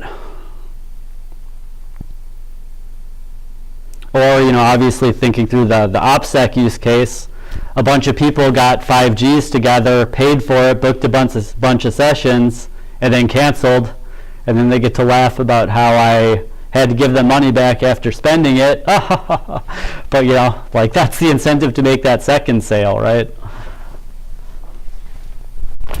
Not Sure says, I'm not encouraging investing into the stock market or crypto, etc., but considering your background, maybe you'll be able to spot future success projects, new companies, etc., worth small, and you use the right word, not sure, gamble.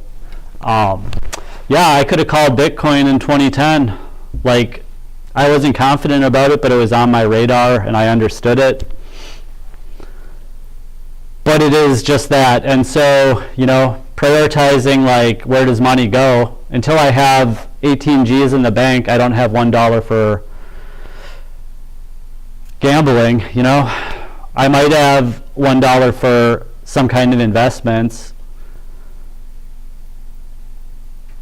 where I'm pouring sweat and blood and tears into it as well, probably. But straight up speculation, I probably don't have $1 for that until I have at least a year in the runway in the bank. Mr. Burp, how would they know what I'm good at? Because I have a big online presence is how I know. If you're not familiar with it, then keep coming to the streams, I guess. If you go to my profile page and search for something, I've got like 500 videos. And that's not everything I'm good at, but, more than likely it would come from people seeing something and then they look at the description. What I would have to do is, on yesterday's video, I put a link to that offer into the description. I'd have to go back to all my videos and just put that offer into all my videos if I were going to seriously market it, if I were going to put a day a week into selling it. I'd have to do that marketing function, set up the sales pipeline at the very top, the sales funnel at the very top, and that would be get people to watch my videos and then click onto that consulting offer. And this would be, if you want to know why I'm saying what I'm saying, heard from somebody who can say it better and more complete and focused, then look into setting up a sales funnel on YouTube. This is something I have to look into myself as well. But so all these videos would then have that link, and then people would click onto there and they would consider, wow, I've got this problem. This guy's talking about it at length in these videos. For 5G, I can book him unlimited sessions.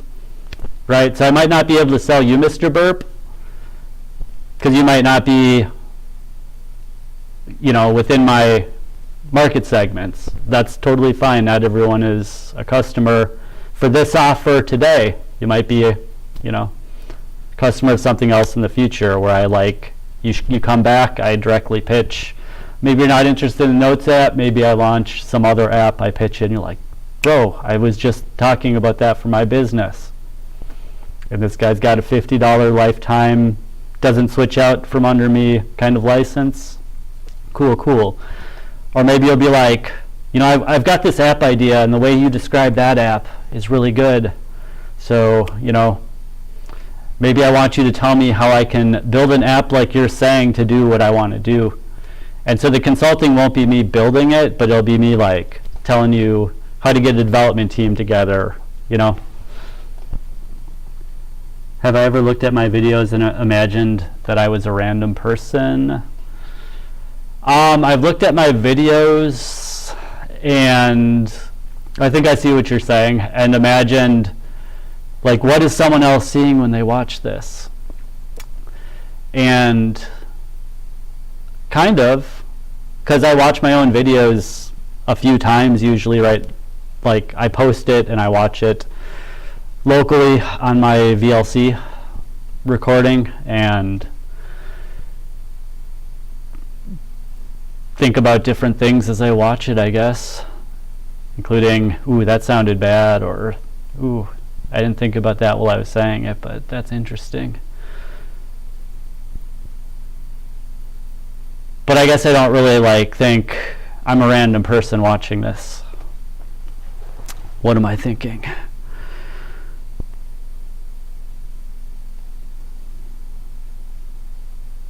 But I get where you're coming from, and you just might not have anything in common with the market segment, which everything is a market segment. The random person, random from what? If we're talking about statistics, random member of a population, which is a market segment. There are many populations. There's population of the US and population of Canada. Where's the overlap? There's a little bit. So have I imagined that I'm a random person, a random Canadian, a random Australian? Like, random from what population? Random from the world? Definitely yes. Random from software engineering?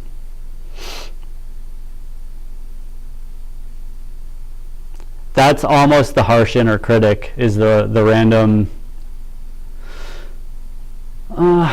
It's a mix of the random blue collar guy and the random software guy. Interesting. Yeah, so what market segment, what population is the harsh inner critic in?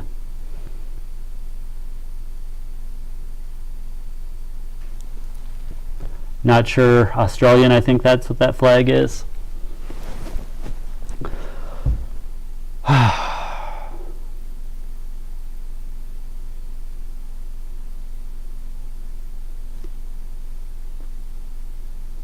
Man, it is getting late. It's like 1 hour until the start.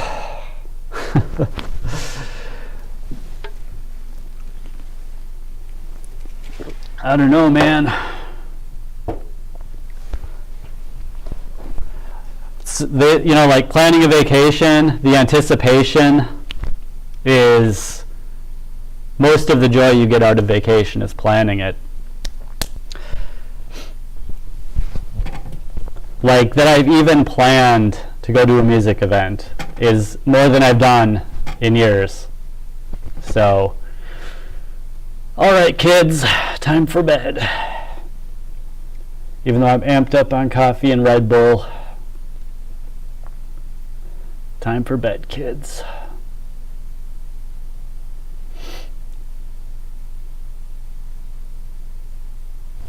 I'm going to do something weird and drink just some regular water.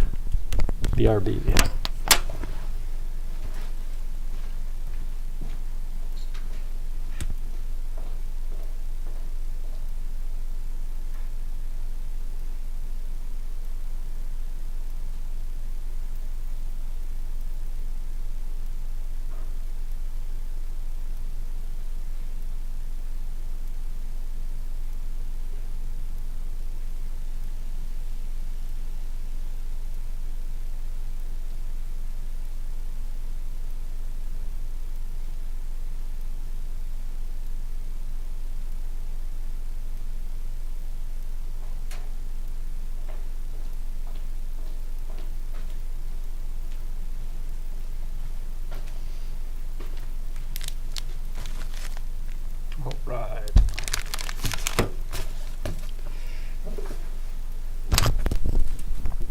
Oh, not sure it says they're in Taz. Right on. And there's stars on it. I don't know if that's because it's like a censored word or what, but yeah. Cheers with water. When you cheers people with water, like at electronic music things, it's totally fine. Like cheer, because there's going to be a lot of people in recovery from drug addiction and electronic music stuff too. It's almost an unofficial AA meeting at electronic music meetups too, because like cheers with water is it's like, I've never read about it or seen anything like that, but like it's totally acceptable and normal, and I've done it a million times, and it's like totally fine. Cheers with water, whatever.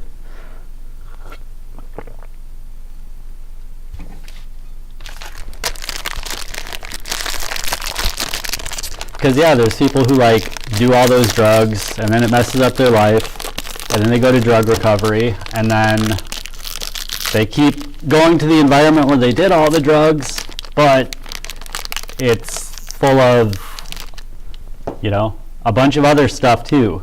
Like that's like one little corner or one little section, you know, there's all this other stuff that goes on. So you can go and hang out, be a good influence to people, you know. Like people of all kinds of different interests go to hobbies, right? Like you can't generalize all road bicyclists, because there are some road bicyclists who are not like all the other road bicyclists, etc. You know, they don't wear the spandex.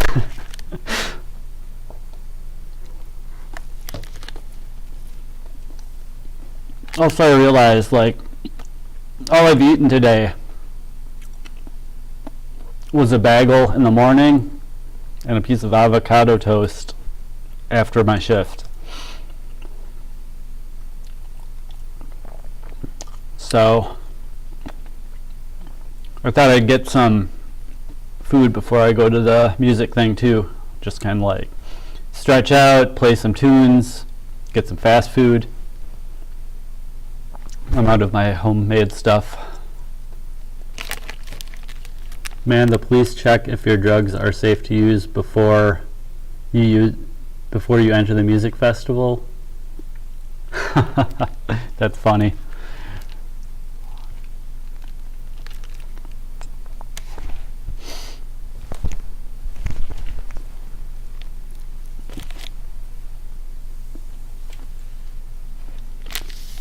But yeah, it's like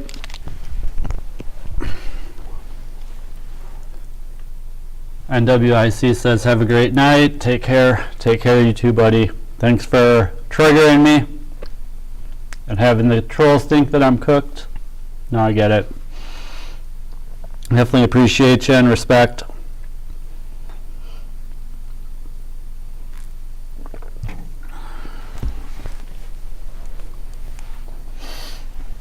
Totally cooked.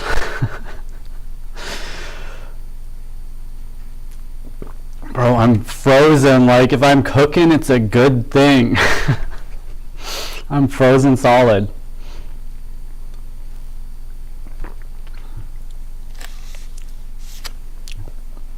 Let's turn these mud ice cubes into something.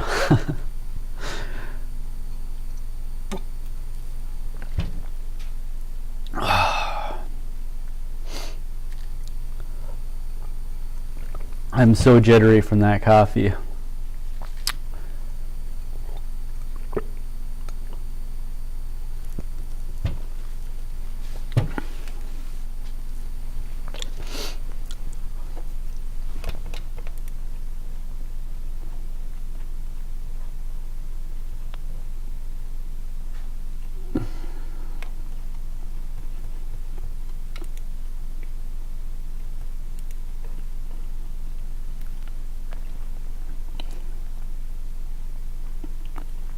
Hacker news. Should more of us be moving to live near friends?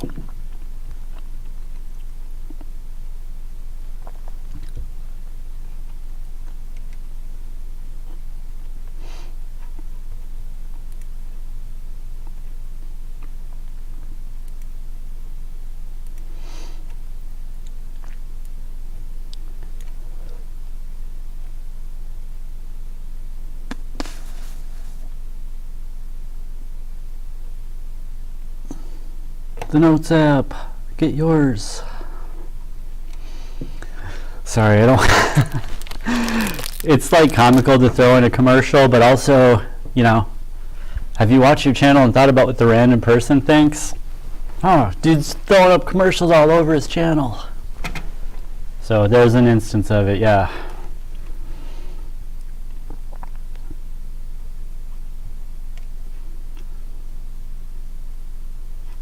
Oh, is my screen, my picture there still? No.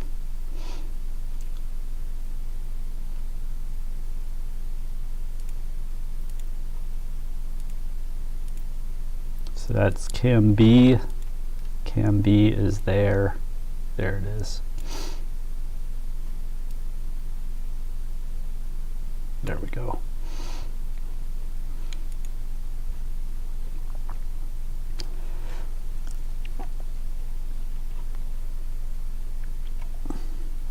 Ooh, how to create HTML, zip, PNG, polyglot files.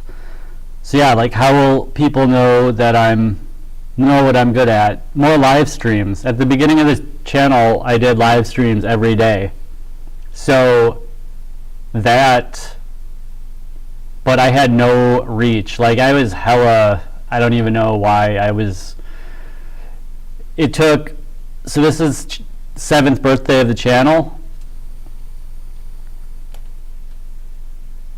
We had 50 subscribers a year ago.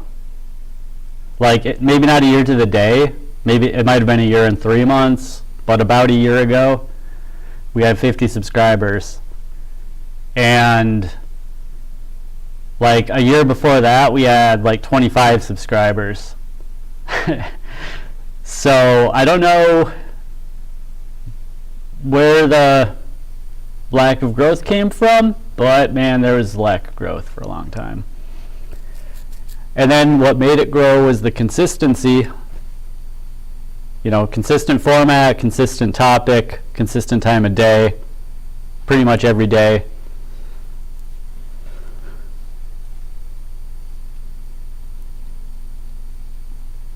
And there have been people who have been here like since before the homeless shelter. I recognize some people, so that's cool.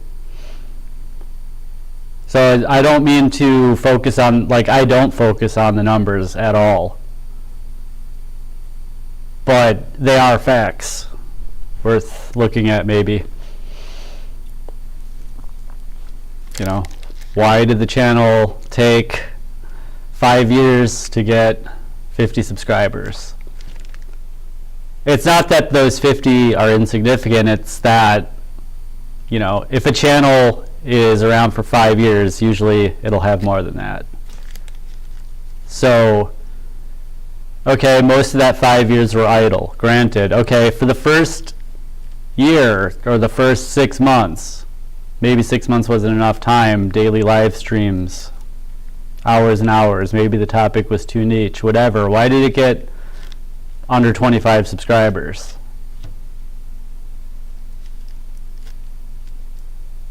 Either lack of focus or saturation, I don't know. Something else, I don't know.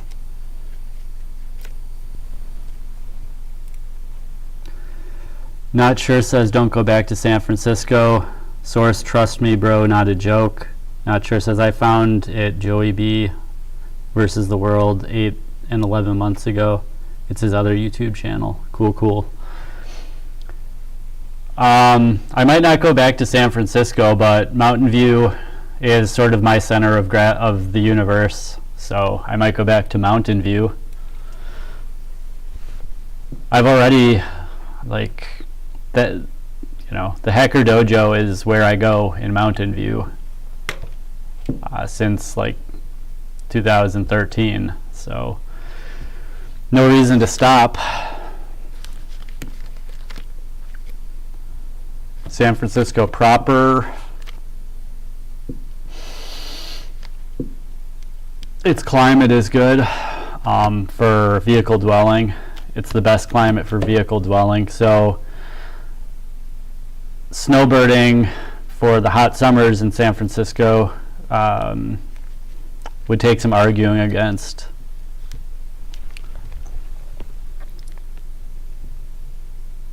Mr. Burp says, I don't think anyone's going to see those old videos though. Facts, probably not.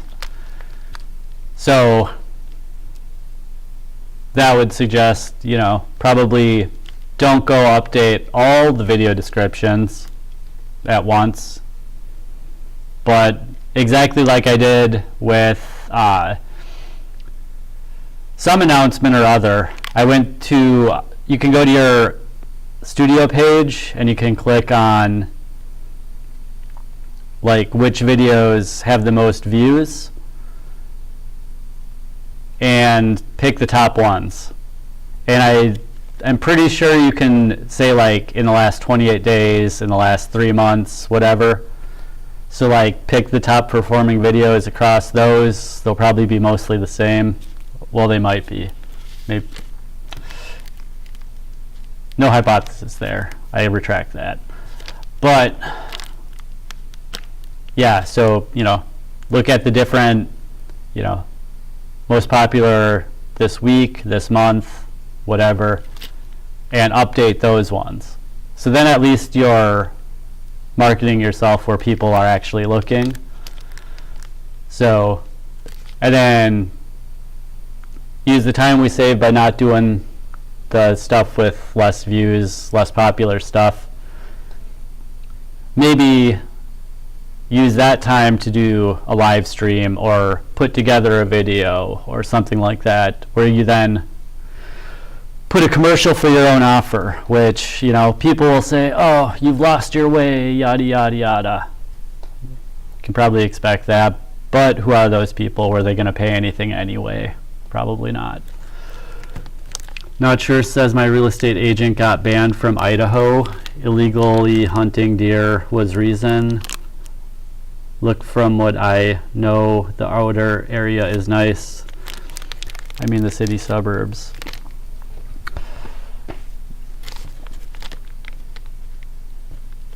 The main reason, I mean really the reason to do anything is what business am I going to be in. So I'm going to be in the business of food and tech. Exactly what am I going to do? I'm not 100% sure.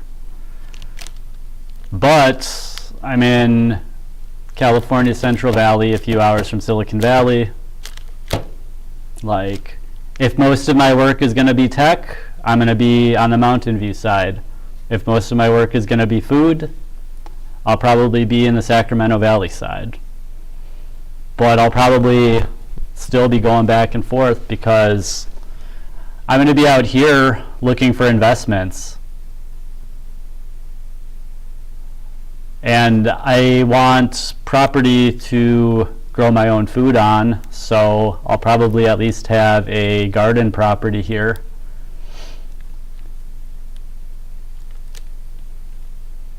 And if it's not like a homestead property, just a garden property, I could hire help to live on it as well. So, and then the critic comes in and says, oh, where are you going to get all this money? Critic who doesn't understand how money works. I do understand how money works. Doesn't mean I can tell you where it's going to come from, but my process of getting it will work, and yeah, it will manifest. Funny coming from you, buddy.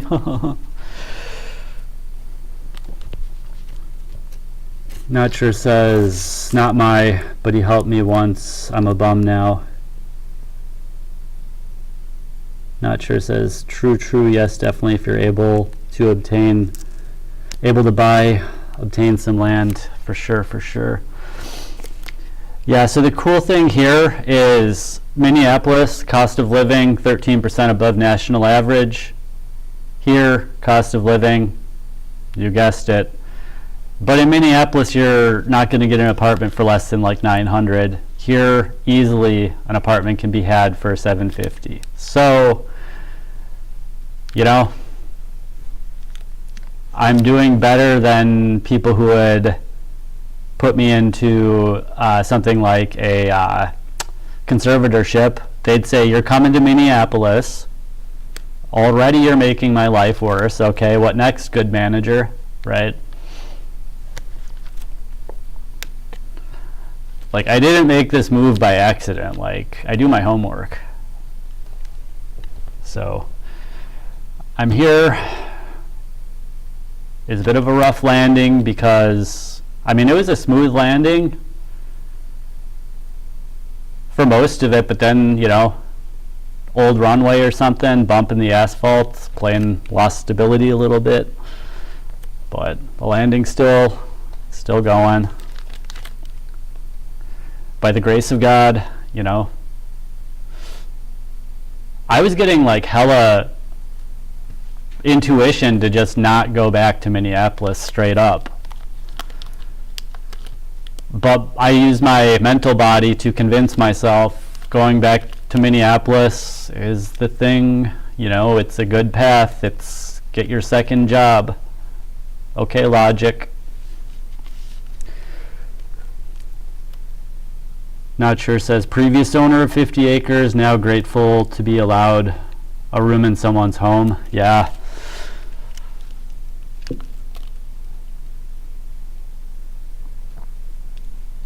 Seasons.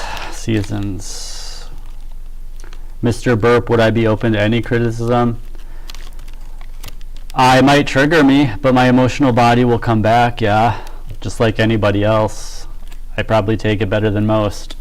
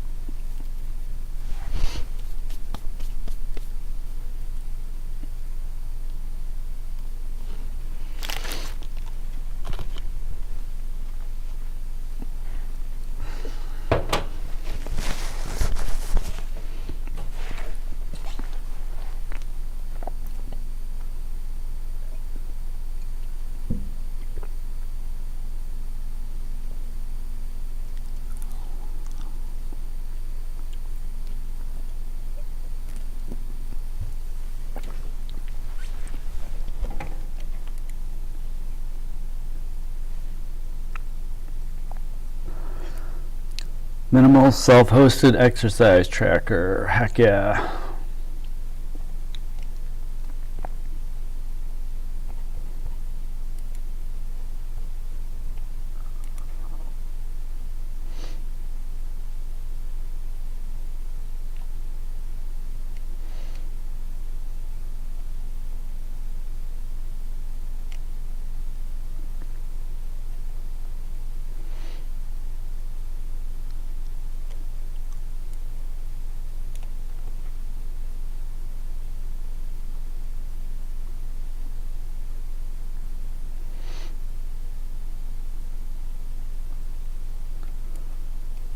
Womp womp. The paper passport's days are numbered.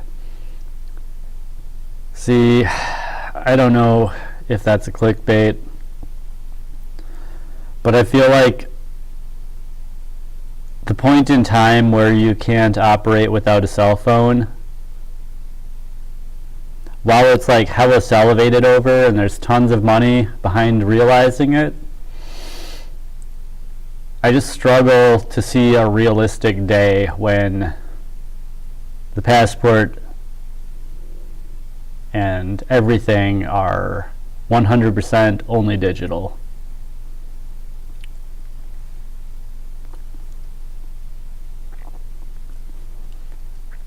Because like Urban Camping Pro, specifically the way it's set up, there's basics and luxuries. And luxuries, the key is electricity. Like electricity is like oxygen to the whole second part of Urban Camping Pro, which shameless self-plug, that's my free Creative Commons book that I have a pre-order for on my Gumroad page as well. $3 or more, name your own price. But yeah, so requiring a electronic device is requiring a lot.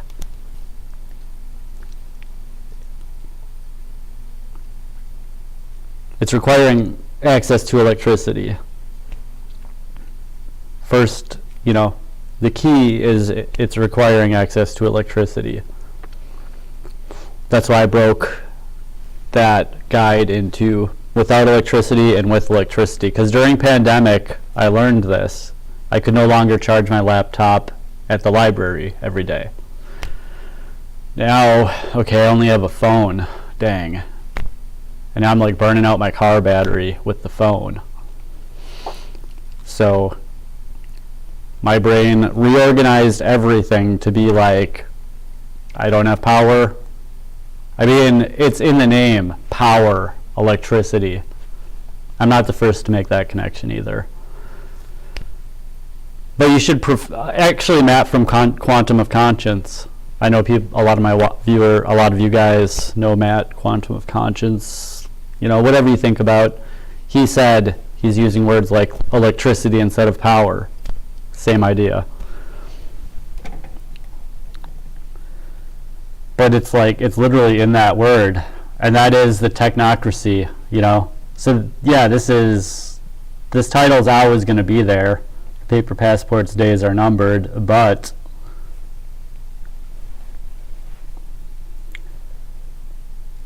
I mean, they might even set the legislation to do it, but there's no way it won't be retracted in like a day. It'll be like when Korea declared martial law. Boom. Undone.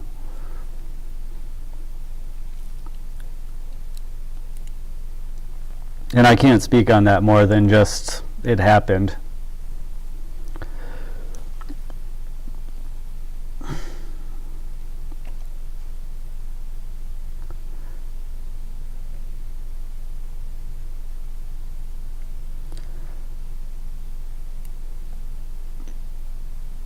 Instantly visualize, get diagram.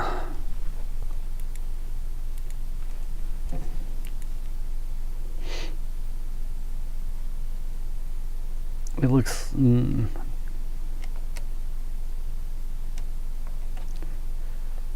okay, good stuff.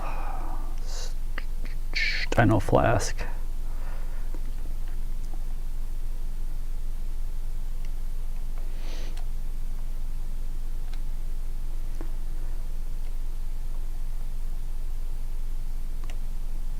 Sweet. I like it.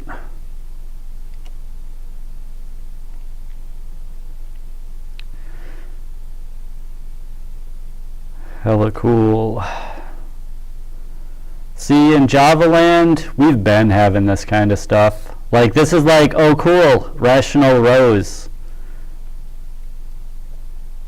Like, what's up 2007? How you doing? Oh yeah, it's 2024. Python's finally got this tool. Right on, man.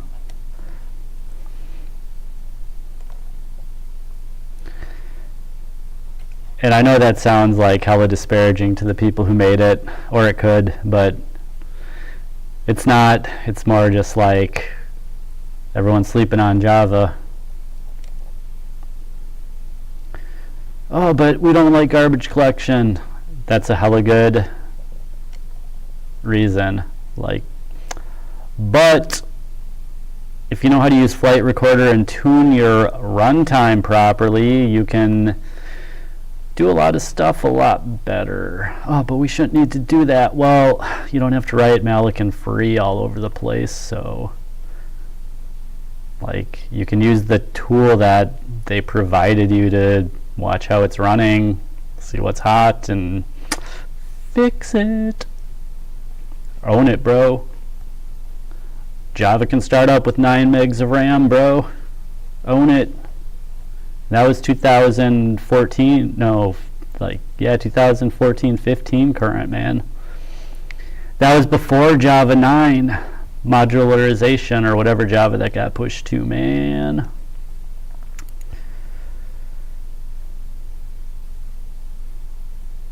Not sure says he is referring to the previous comment, open to any criticism. He is, but in my opinion, criticism is better when you really truly know the person you are trying to pass on the constructive criticism. But yes, I do recognize an outsider can still give good advice. True. Good stuff.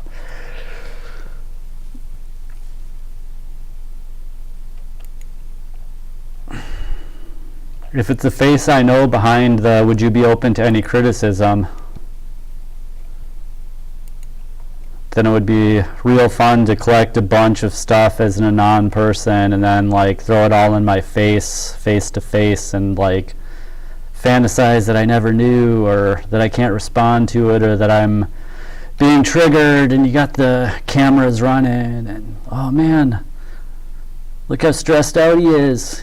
He's got all these accusations on him that we gathered while we were non-trolling his channel, man. Dude's cooked.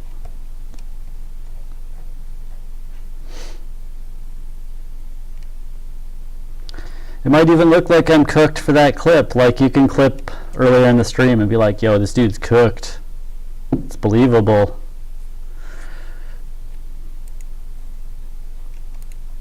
Look, he had no response. Oh yeah, he recovered fine later in the stream, but you know, he kept coming back to it. I just couldn't stop thinking about it, man.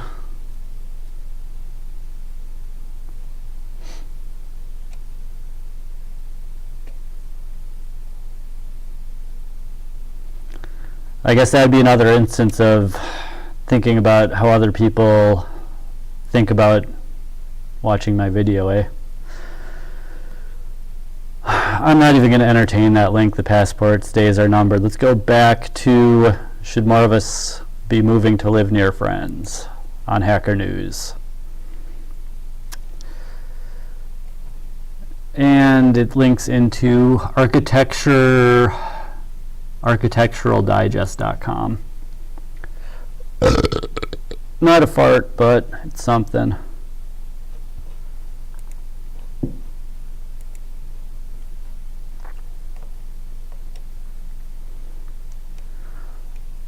For these 6 people, the realest consideration in real estate acquisition was the friends they made along the way.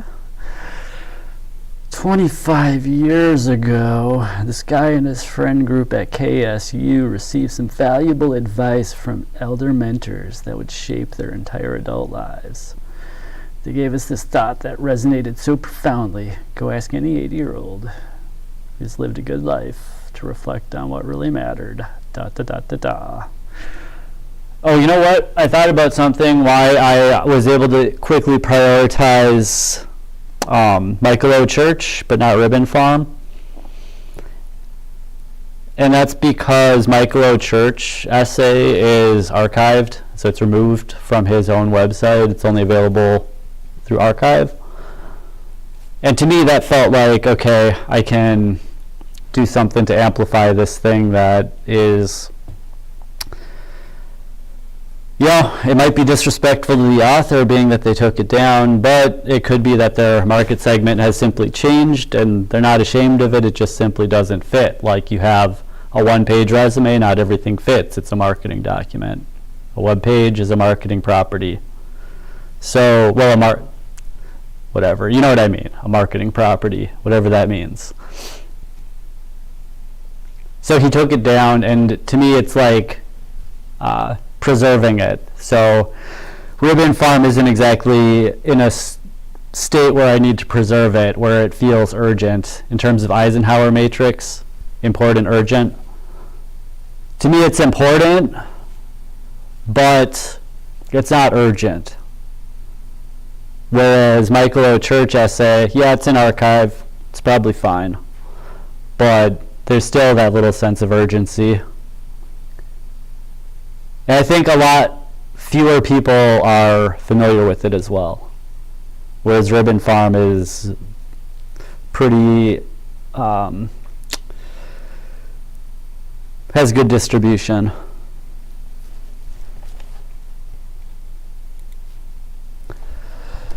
Not sure. I mean, I acknowledge, not recognize. I think, not sure.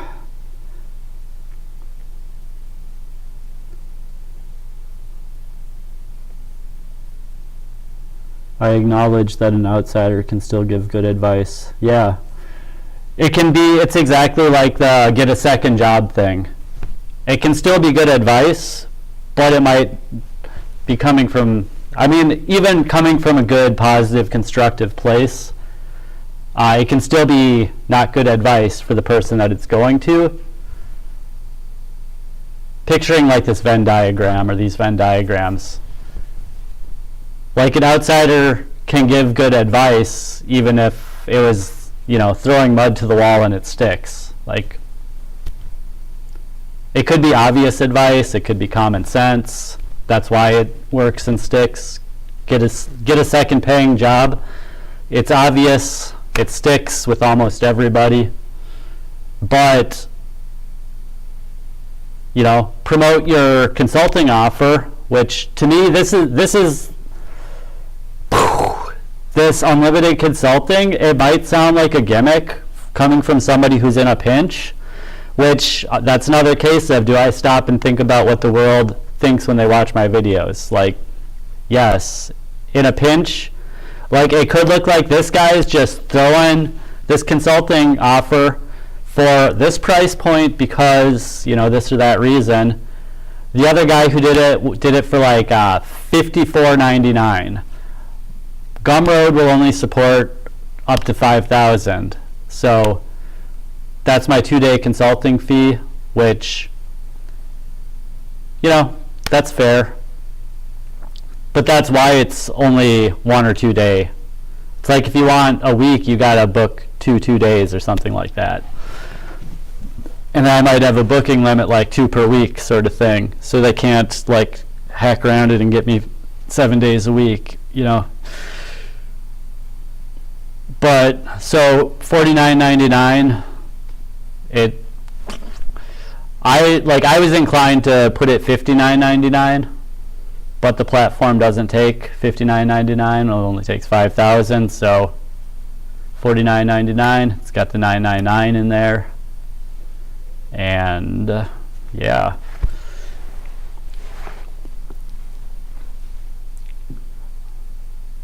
But it's, you know, raising price later, moving to a new platform, probably just a direct merchant interface is what I would use next. But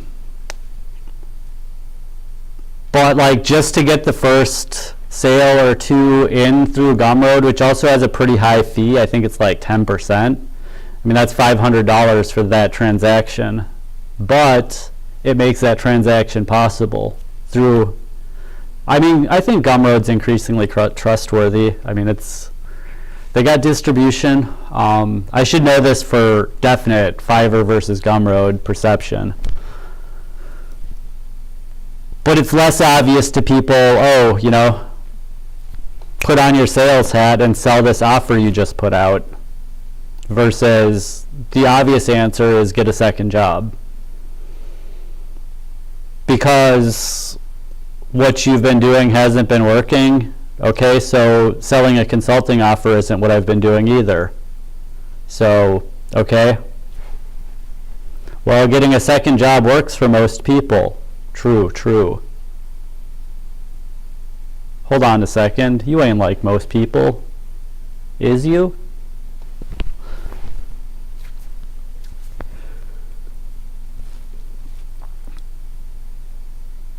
And then there's the crabs in the bucket and the tall poppy syndrome of lowest common denominator. Just get down here with us. We're miserable. So just do it, man. You can't see my hands because you only got the tiny video I just remembered, but yeah.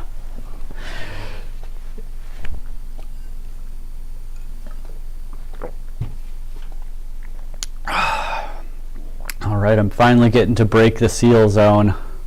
Cheers with water.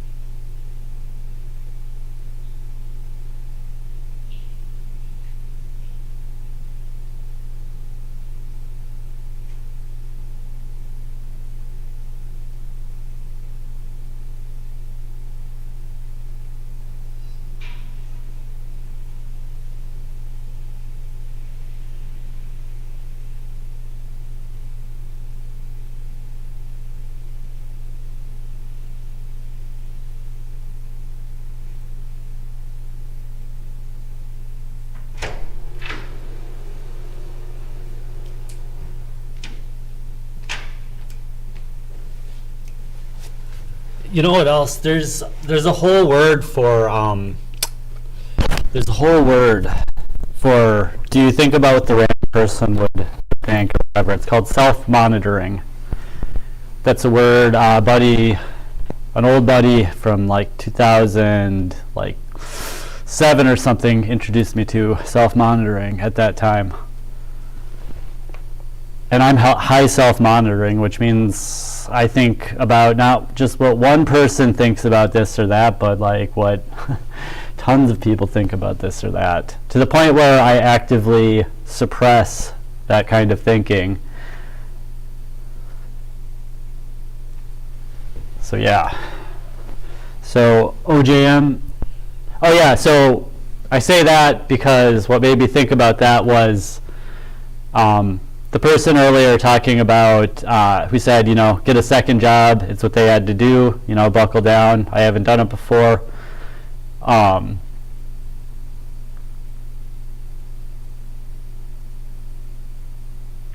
So anyway, like, I again came back to, oh man, I need to say, like, I'm not like beating up on this person every time I mention getting a second job. It's sort of like, in the picture, their face is on it, which is unfortunate. But the only reason it's a thing is because it's such a common suggestion. So by all means, it's not this person or anything that I'm alluding back to, even though it could look that way for sure. But it's only a thing because so many people suggest it, right? If he was the first person to ever say it, I'd be like, let me think through the merits of that. But it's like, because it's so common, it's like I've thought through the merits, and it's so common I think about it myself, and like I've already kind of thought about it. So to have somebody else come in and say do it, it's like, oh man, it's sort of like overriding what I was already kind of thinking about doing too. Anyway, to recap for people who weren't there and didn't see my first meltdown. What's up, OJM Enterprises? First time seeing you tonight. They say, not sure what's happening, that you lost 50 acres, just wondering. I used to have 5. Not sure says, you can't truly understand until you're in that position / time in life. I purposely stuttered that. I don't know what effect I was going for, kind of like busted into song, time in life. But now I realize how patronizing that could be if the time in life is like a euphemism for something not good, and now I'm like busting into this joyful song in this joyful mood. And Not sure says, OJM, I changed jobs, went downhill, and kept making the wrong decisions. Yes, that's a time in life wherever a lot of people go. I hope laughing isn't too tasteless, but yeah, I'm sure you'll say, nah, it's all good. I'm gonna get a glass of water. Pardon me.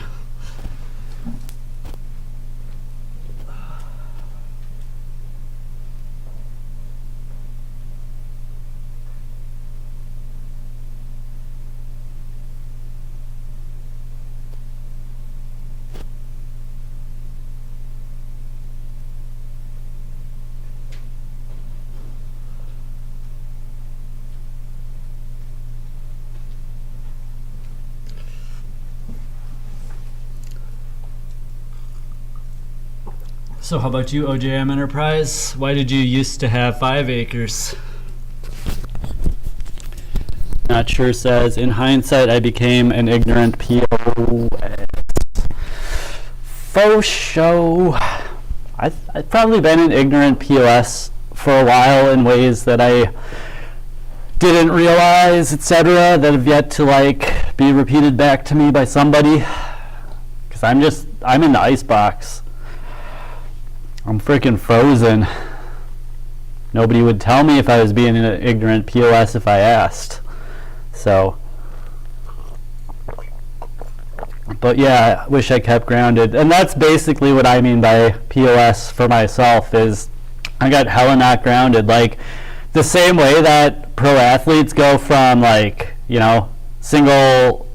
single parent house, I'll just say it up, say single mother households, all due respect and everything for the effort, but stronger in the emotional body than Definitely the physical or mental body, especially against basketball size growing boy. Like, a single mother is going to have a heck of a time against a teenage boy athlete, whoever they are. So anyway, when they fall into a bunch of money, they get what? Not grounded. And so that can be like the common ground between the POS. It's like become an ignorant POS, and okay, yeah, while you're playing, you're still like getting the big checks and everything, but then you didn't have any financial literacy, and it's all gone when you get injured or canceled or you retire, age out,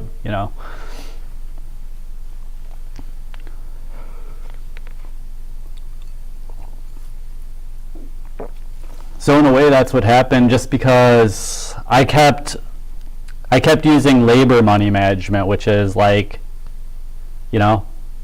invest, go to businesses that you want to prosper, spend your money there, but then lots and lots and lots of money, helping businesses prosper, lots and lots and lots. But then I'm not learning, okay, now I have a year of savings, now I have no debt, now I have investments, like, cool, man. No, it's just because, okay, technically my dad stayed with my mom, but he was not present. Like, oh, but he kept the bills paid, and like have a little gratitude on the physical plane, absolute gratitude and everything, but on every other plane, didn't teach me much, didn't emotionally connect, didn't teach me anything, no spiritual life. So in terms of Urban Camping Pro, basics, layer 1, layer 2 security, sure, thankful. But then the sense of like, yeah, I've gotten into it all on video. I just don't want to put any more time into it. But yeah, OJM Enterprise, in response to my why did you used to, so they say it was dirt cheap land in Colorado we never actually went to, just a square of dirt. We stored some stuff on sometimes. Land taxes made me not want to buy it anymore. Word. Colorado was my first spot I envisioned going and doing this, growing all my own food and stuff. But that was just totally, I was only in South Bay, not in San Francisco. And, I graduated college, went there. I worked for a startup, put everything into it, and then moved to Denver. It's like I can grow some tomatoes on my patio and stuff, because I had a nice patio that got sun. But then it's like figuring out like climate zones and all that stuff. Like Colorado didn't really fit, so it's sort of like California for the climate zones. I'm growing my own stuff, the stuff I want to grow, avocados especially, probably citrus, olives would be a big thing, nuts, all that kind of stuff grows here. So I'm exactly where I want to be for what I want to grow. And I happen to be in the backyard of tech, which, cool, man. Not sure says they were emotionally weak, thought they weren't, thought they were mentally strong. Now see, they weren't. Yeah. Like people who think, oh man, I did a bunch of drugs. I'm definitely enlightened and in touch with all the enlightened stuff now, like way more in touch than all the people who didn't do all the drugs. God, people like that.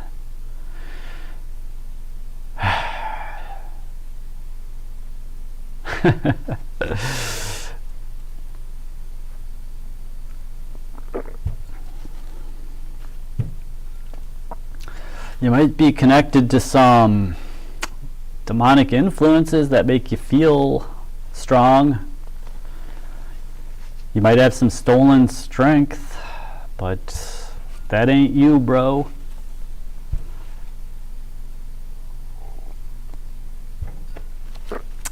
This quality H2O, that's strength.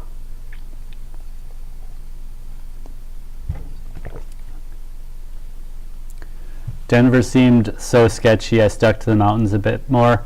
Yeah, 48, like some acreage up in the mountains was the plan, but just like this city that I'm in, I originally went to a much more rural spot, but I'm still at the spot where I gotta work. You know, entry-level stuff. I don't know anybody to like go be a ranch hand. I ran into some people I knew from college who got married to a person in the area who has a ranch, and I asked about ranch hand work, but no response. So my inroads to rural work, it doesn't have to be ranch hand. I mean, I'm probably too small to be a ranch hand, honestly. Something like woofing, though, if I looked in the area for woofing stuff, that could work. That's like worldwide organic farming. Just because I live here doesn't mean I can't woof here. I mean, people would come from around the world to woof here, no doubt.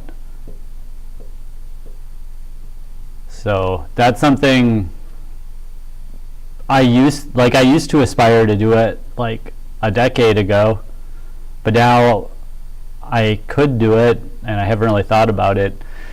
It's technology mediated stuff is hard for me because like my tech is so like falling apart and everything. And yeah, the other day somebody was like, oh yeah, I've got an extra phone or whatever, and I realized, you know, once again, self-monitoring, how bad it looks to turn down a free phone. You know, it's like, but there are just like valid reasons. There are valid reasons to do it, and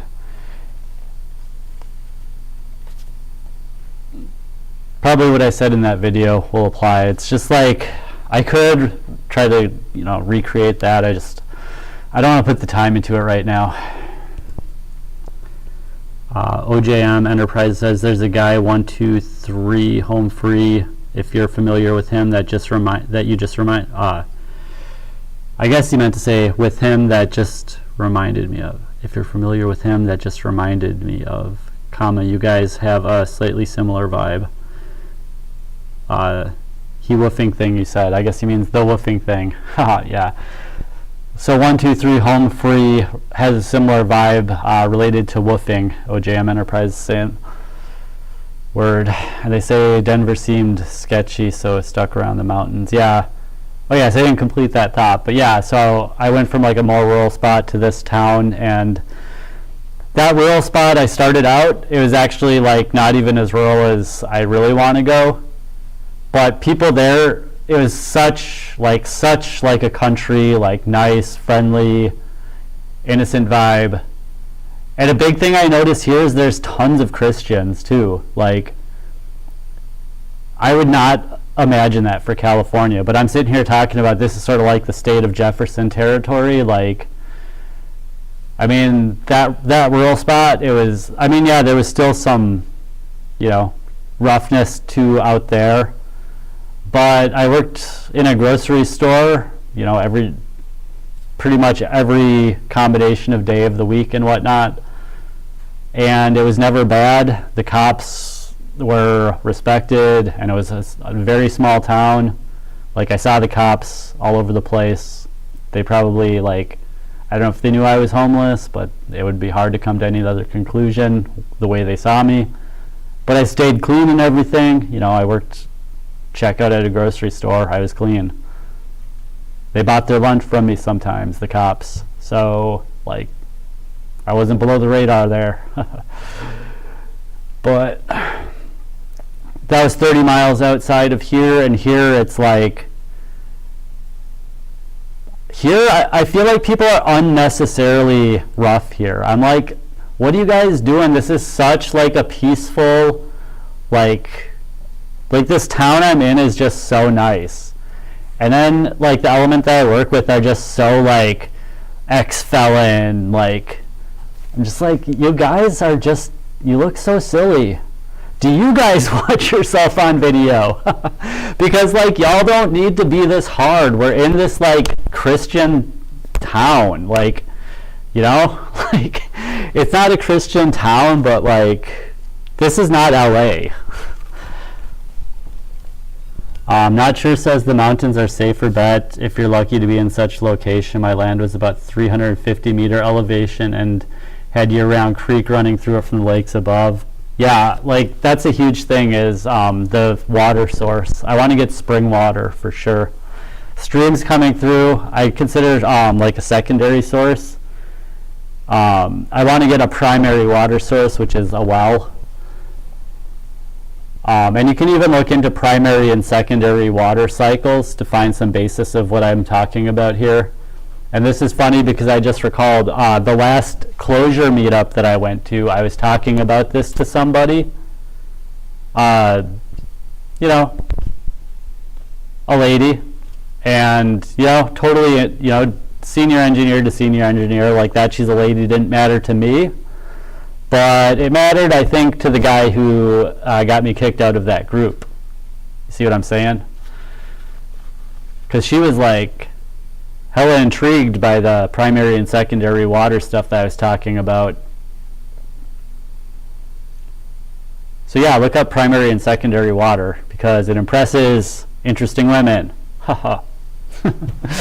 I can't say impress, but it intrigues, you know. If you want to spend some time with the ladies, learn about secondary and primary water sources, they'll be interested to hear about it. Little game for you guys, for you young bucks. It's about the water, man. Water is the most profound stuff we could cheers with, my friend. That's not even fake. Like, that's not even game.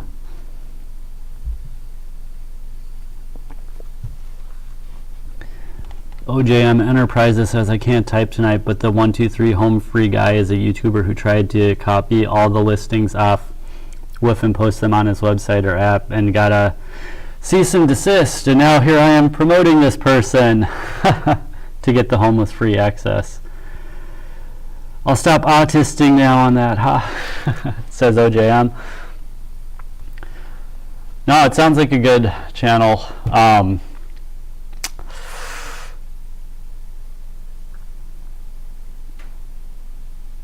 I'm just thinking about, like, am I inclined to watch something about woofers? Like, there's this channel that I watched, and the person did a woofing gig, and I was, like, only slightly interested, and I feel like I wasn't pumped to, like, tune into that, like, the videos that week. Because, for similar reasons, I have not watched Black Mirror, I haven't watched Silicon Valley. For some reason, Office Space resonated. I don't know if it's just because I was young or because of the PC load letter stuff and like the dang it feels good to be a gangster scene. And I can swear when I'm quoting music, even though I don't swear, but yeah, I didn't. You know what I meant. But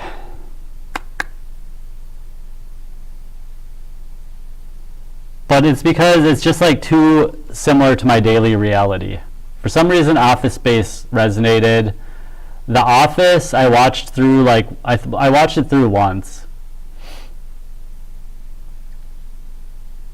So I say that to say, like, watching other, like, woofers or nomads or, like I was saying earlier in the stream, I don't want to be a nomad also.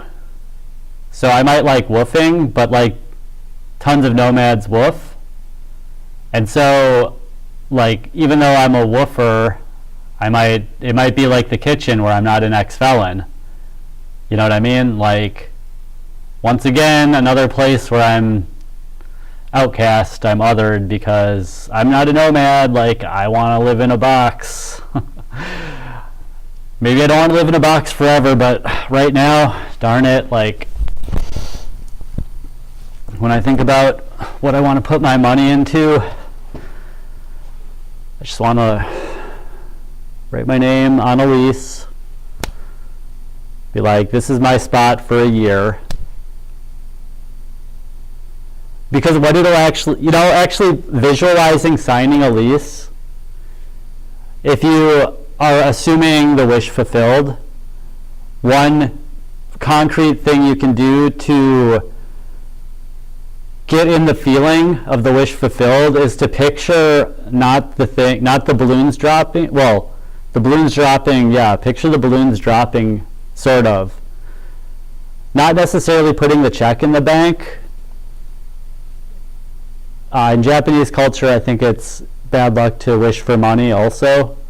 And I put a little stock into stuff like that. But anyway,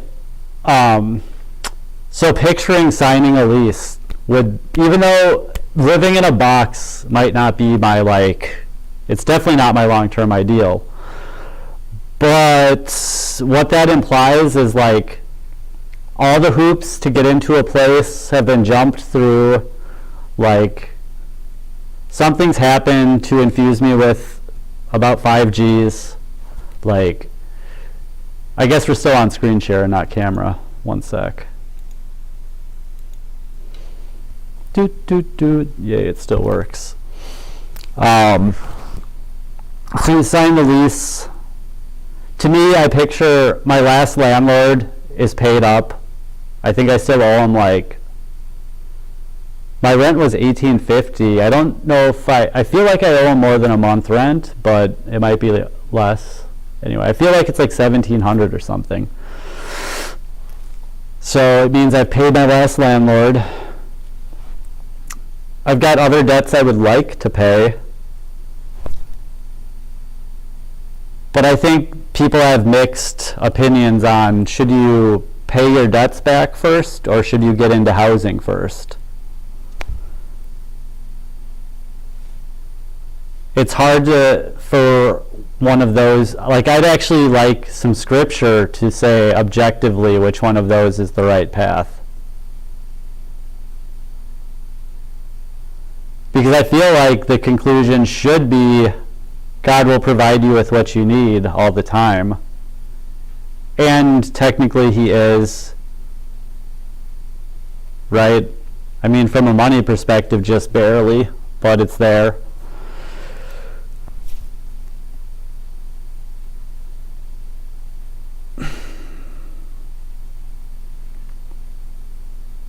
So that could be saying, well, you're going to be here until you don't have any debts or something. Which I don't like that answer at all. So Operation Payback All Debt as a homeless guy. F housing, I owe way more than it'll cost to get into housing and debt, but F all that, pay back all the debt. Pay back some of the debt? Wishy-washy.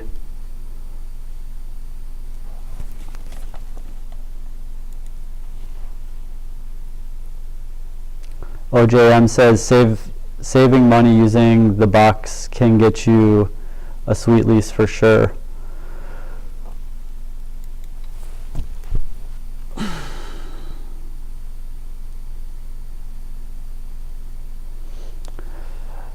It's a struggle to save money at all in a paid off car that I pay $65 a month in insurance for. Therefore, get a second job, hey?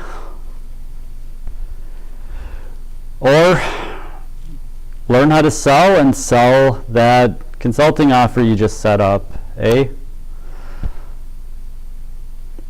I feel like $5K for unlimited consulting with a 1-year no questions asked refund is a much easier sell than $5K for a 2-day session or $3K for a 1-day session. And $3K might get me into housing, and $5K will get me into housing, but then how much travel and stuff is going to go into that 5K to be on site with them? So it would be an easier sell if I was established, but I think unlimited lifetime 1 hour sessions, 5K, like, okay, we can get 5K out of a bunch of calls with this guy. Okay, you know, I feel like it's a lower jump, and it's a 1 year, no questions asked refund policy. Refunding 2 days of time that I actually like went and spent, that's going to be very hard. Like, you could maybe do a 50% refund,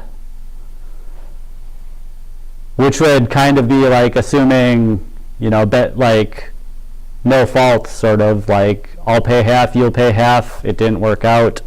It wasn't clearly your fault or my fault. And if it was my fault, you know, the lack of vetting or something makes it still partially your fault. You don't like to think down that road, but, you know.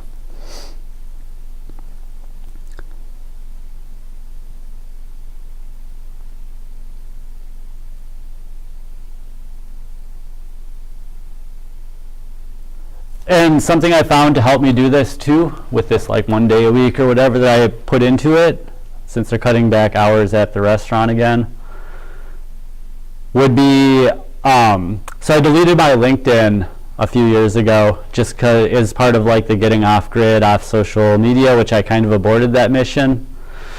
I thought my network would back me up and come on to my alternative platforms with me and stuff. Man, how delusional was I? But I found out, I don't know why I didn't think about this before, but I searched my inbox for, are you seeing where this is going? Email notifications that they bombard you with for everything. Finally, they're useful.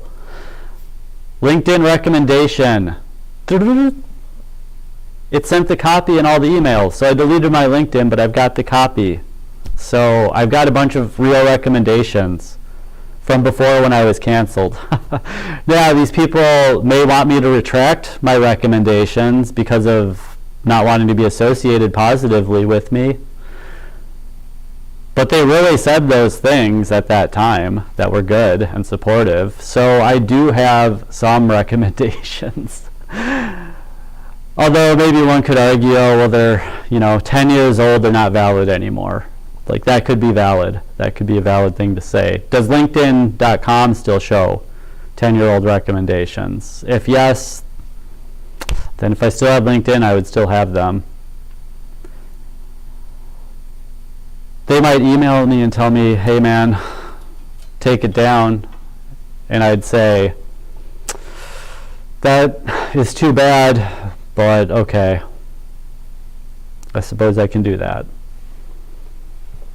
For a modest fee of my time, to cover my time of $100, good sir.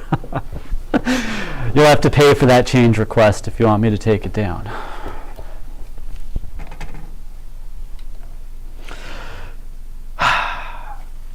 See, that sarcasm, I get in trouble.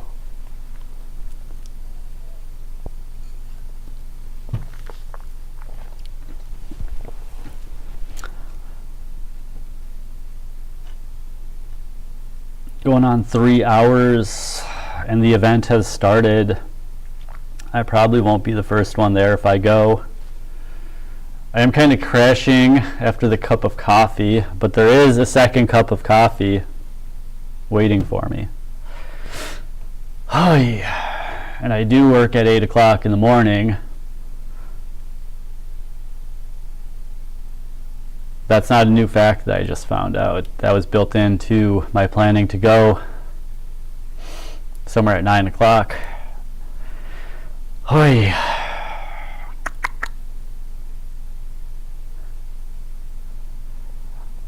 This is such a familiar feeling of like waiting for the event to start.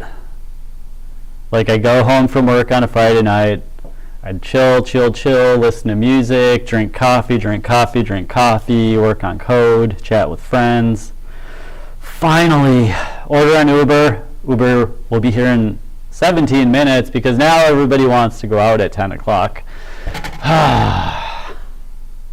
Why didn't we start walking at 8? Oh yeah. Oh man, come on.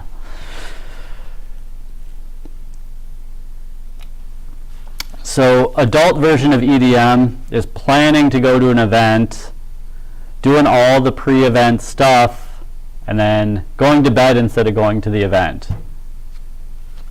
And just not promising anyone you'll be there. Just saying you're thinking about going, being super non-committal, so you can talk about it, you can get all the benefits. And then when people ask how it was, you can sound like a mature adult and be like, you know what? I did the bigger thing and I went to bed. You heard? Because this is 2025 territory and we're doing the good choices now, man. We've been degenerates for the last 12 years, drinking the drink, you know. But now that Harlan's going out and he talking to us, like, man, this is 2025 territory. And Harlan's a degenerate and we're good because we put all that down until the next party that Harlan doesn't get invited to. Am I right, y'all? Not sure says at OJM the property value went up at the same time I was thinking about other opportunities, though thought I could sell, try something else and found another property didn't pan out like I thought it would. Uh-oh.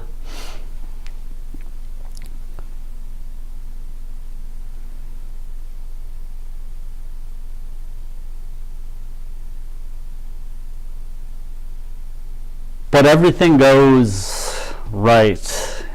Everything goes correctly. That's that spiritual sureness that like brings all the other bodies into alignment. Yeah, it sounds hella patronizing. I remember before I had that spiritual alignment or certainty or whatever, delusionalness, which I know I just invented that word, delusionalness. But yeah, when people would say stuff like that to me, I'd be like, man, I'm not saying not sure is responding that way or feeling like that or not, just throwing out my own thoughts, because, yeah. OJM says it does feel better to be mobile and free when you're leaving a place that wasn't working out. Heck yeah. When stuff's not working out, you don't want to be there. Best tip, which would have kept me from going to Minneapolis, is, well, I guess I was able to rationalize it, but be going to somewhere as opposed to away from somewhere. I had business in Minneapolis, but I didn't necessarily have a relocation to Minneapolis. So, yeah.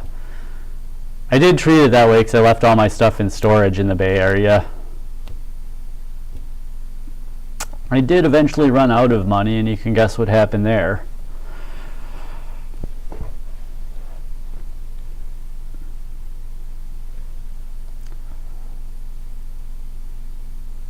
But yeah, feels better to not be somewhere that's not working out.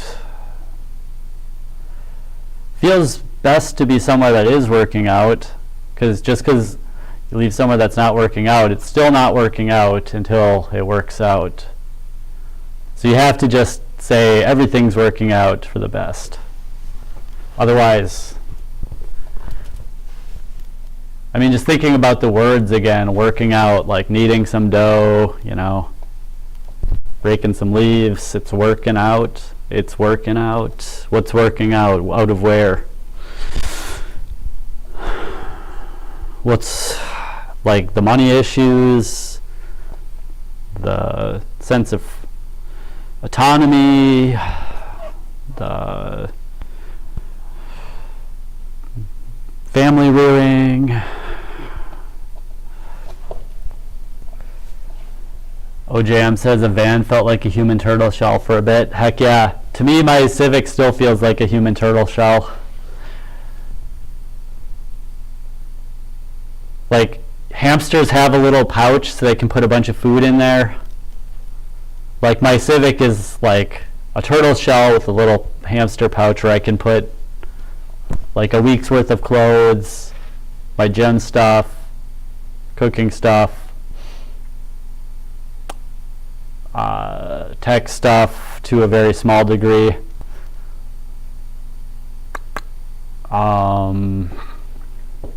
What else?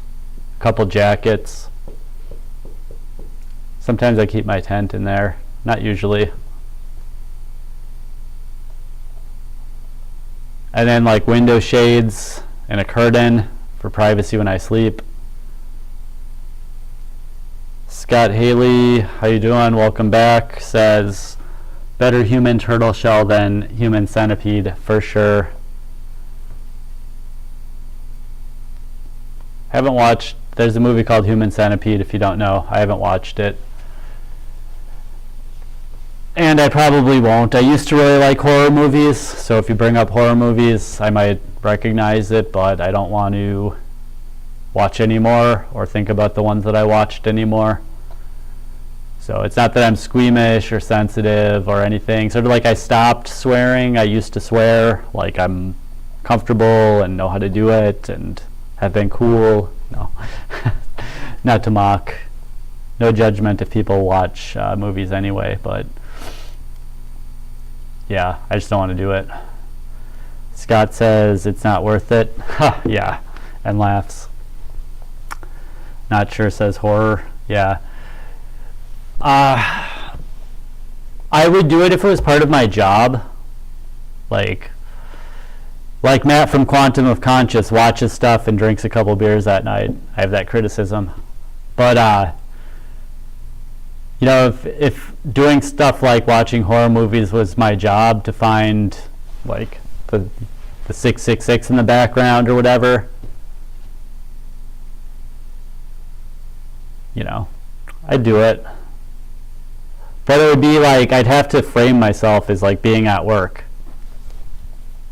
Dissociate, compartmentalize.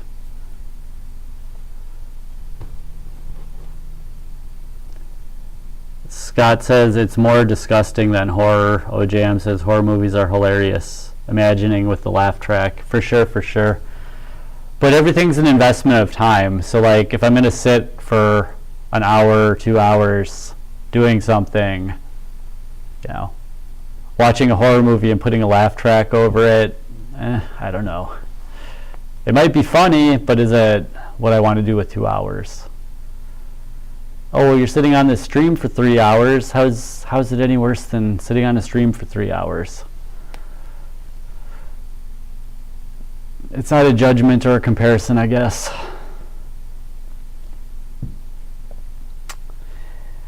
Although I might have meant it that way originally. It shouldn't be. So apologies if I meant it as a comparison.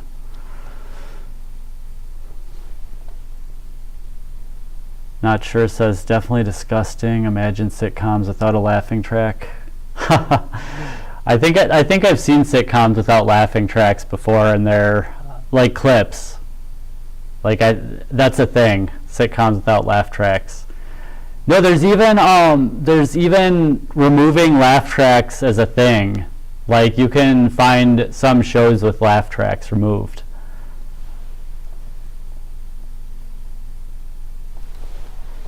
Because I remember canned laughing being a thing at some point in my development. Like, oh, I want to see stuff without I won't watch stuff with canned laughter anymore, sort of thing. Scott says, not sure there's actually many sitcoms that don't have the laugh track anymore, like single camera shows. Word.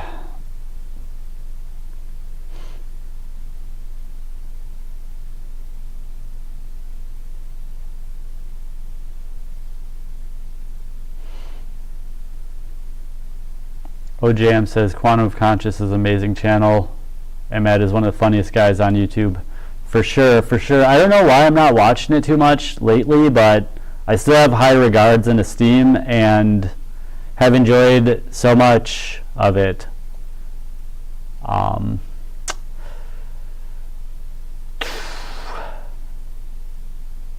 Like, it's nothing against the channel itself. I think even just like, what even am I watching? You know, I'd have to do like a year in review.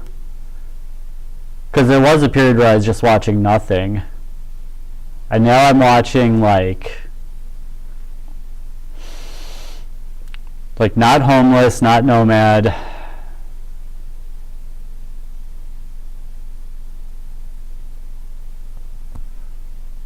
Decent variety. I mean, I guess manifestation.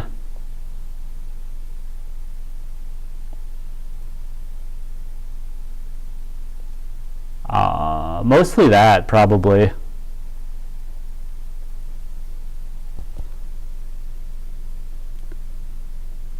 Not sure says, have you seen Everybody Who Loves Raymond Without a Laugh Track? Might be on YouTube. Scott says it takes an adjustment, but you get used to no laugh track. And they say Malcolm in the Middle had no laugh track and was an all-time great comedy. Malcolm in the Middle, heck yeah.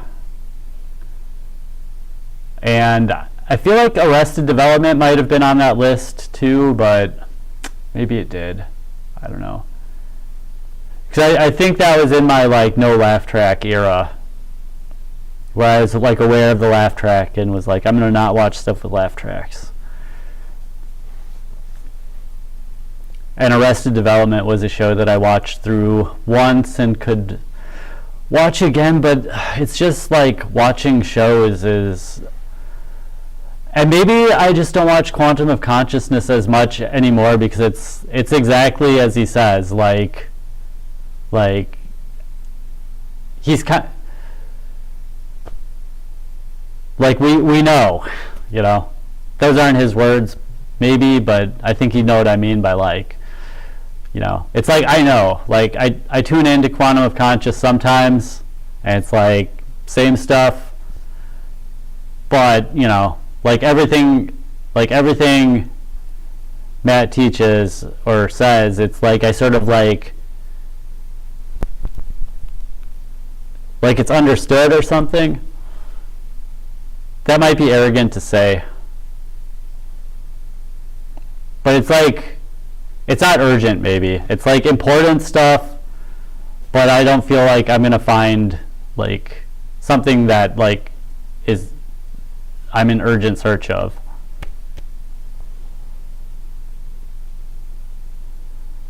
Not sure says Raymond felt a bit uncomfortable without background sounds. Not Scott says not sure multi-camera traditional sitcoms all have laugh tracks, but the single camera follow around cameras don't usually have them. That would make sense.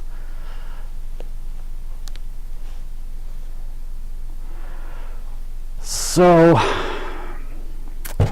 TV shows,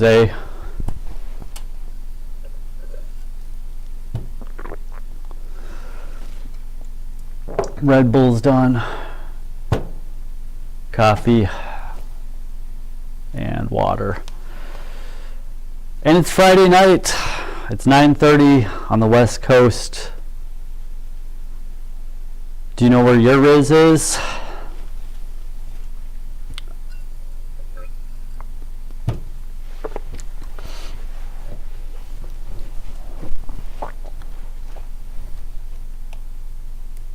I sure don't know where my Riz is, but I imagine it's still there.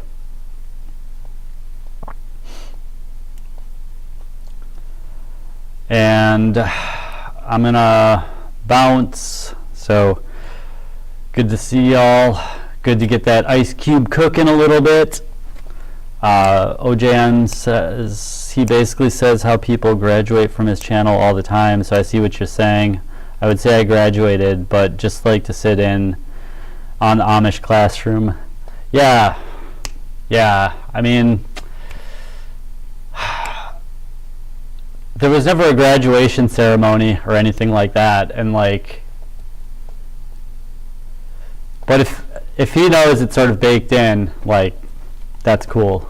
Like, he knows. It's a funny way to think about it though, like I graduated from his channel, because he talks about the graduated animal farms, so I don't want to just say like, oh, he's another graduated animal farm. Like, he's not. Like, I think Matt's legit. So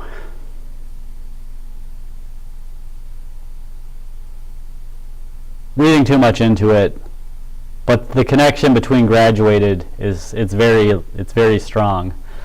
So if he's talking about himself as a graduated Animal Farm, maybe it's self-deprecating or something. That's interesting. But anyway, yeah. Take care, Not Sure. Take care, guys. Thanks a lot for joining.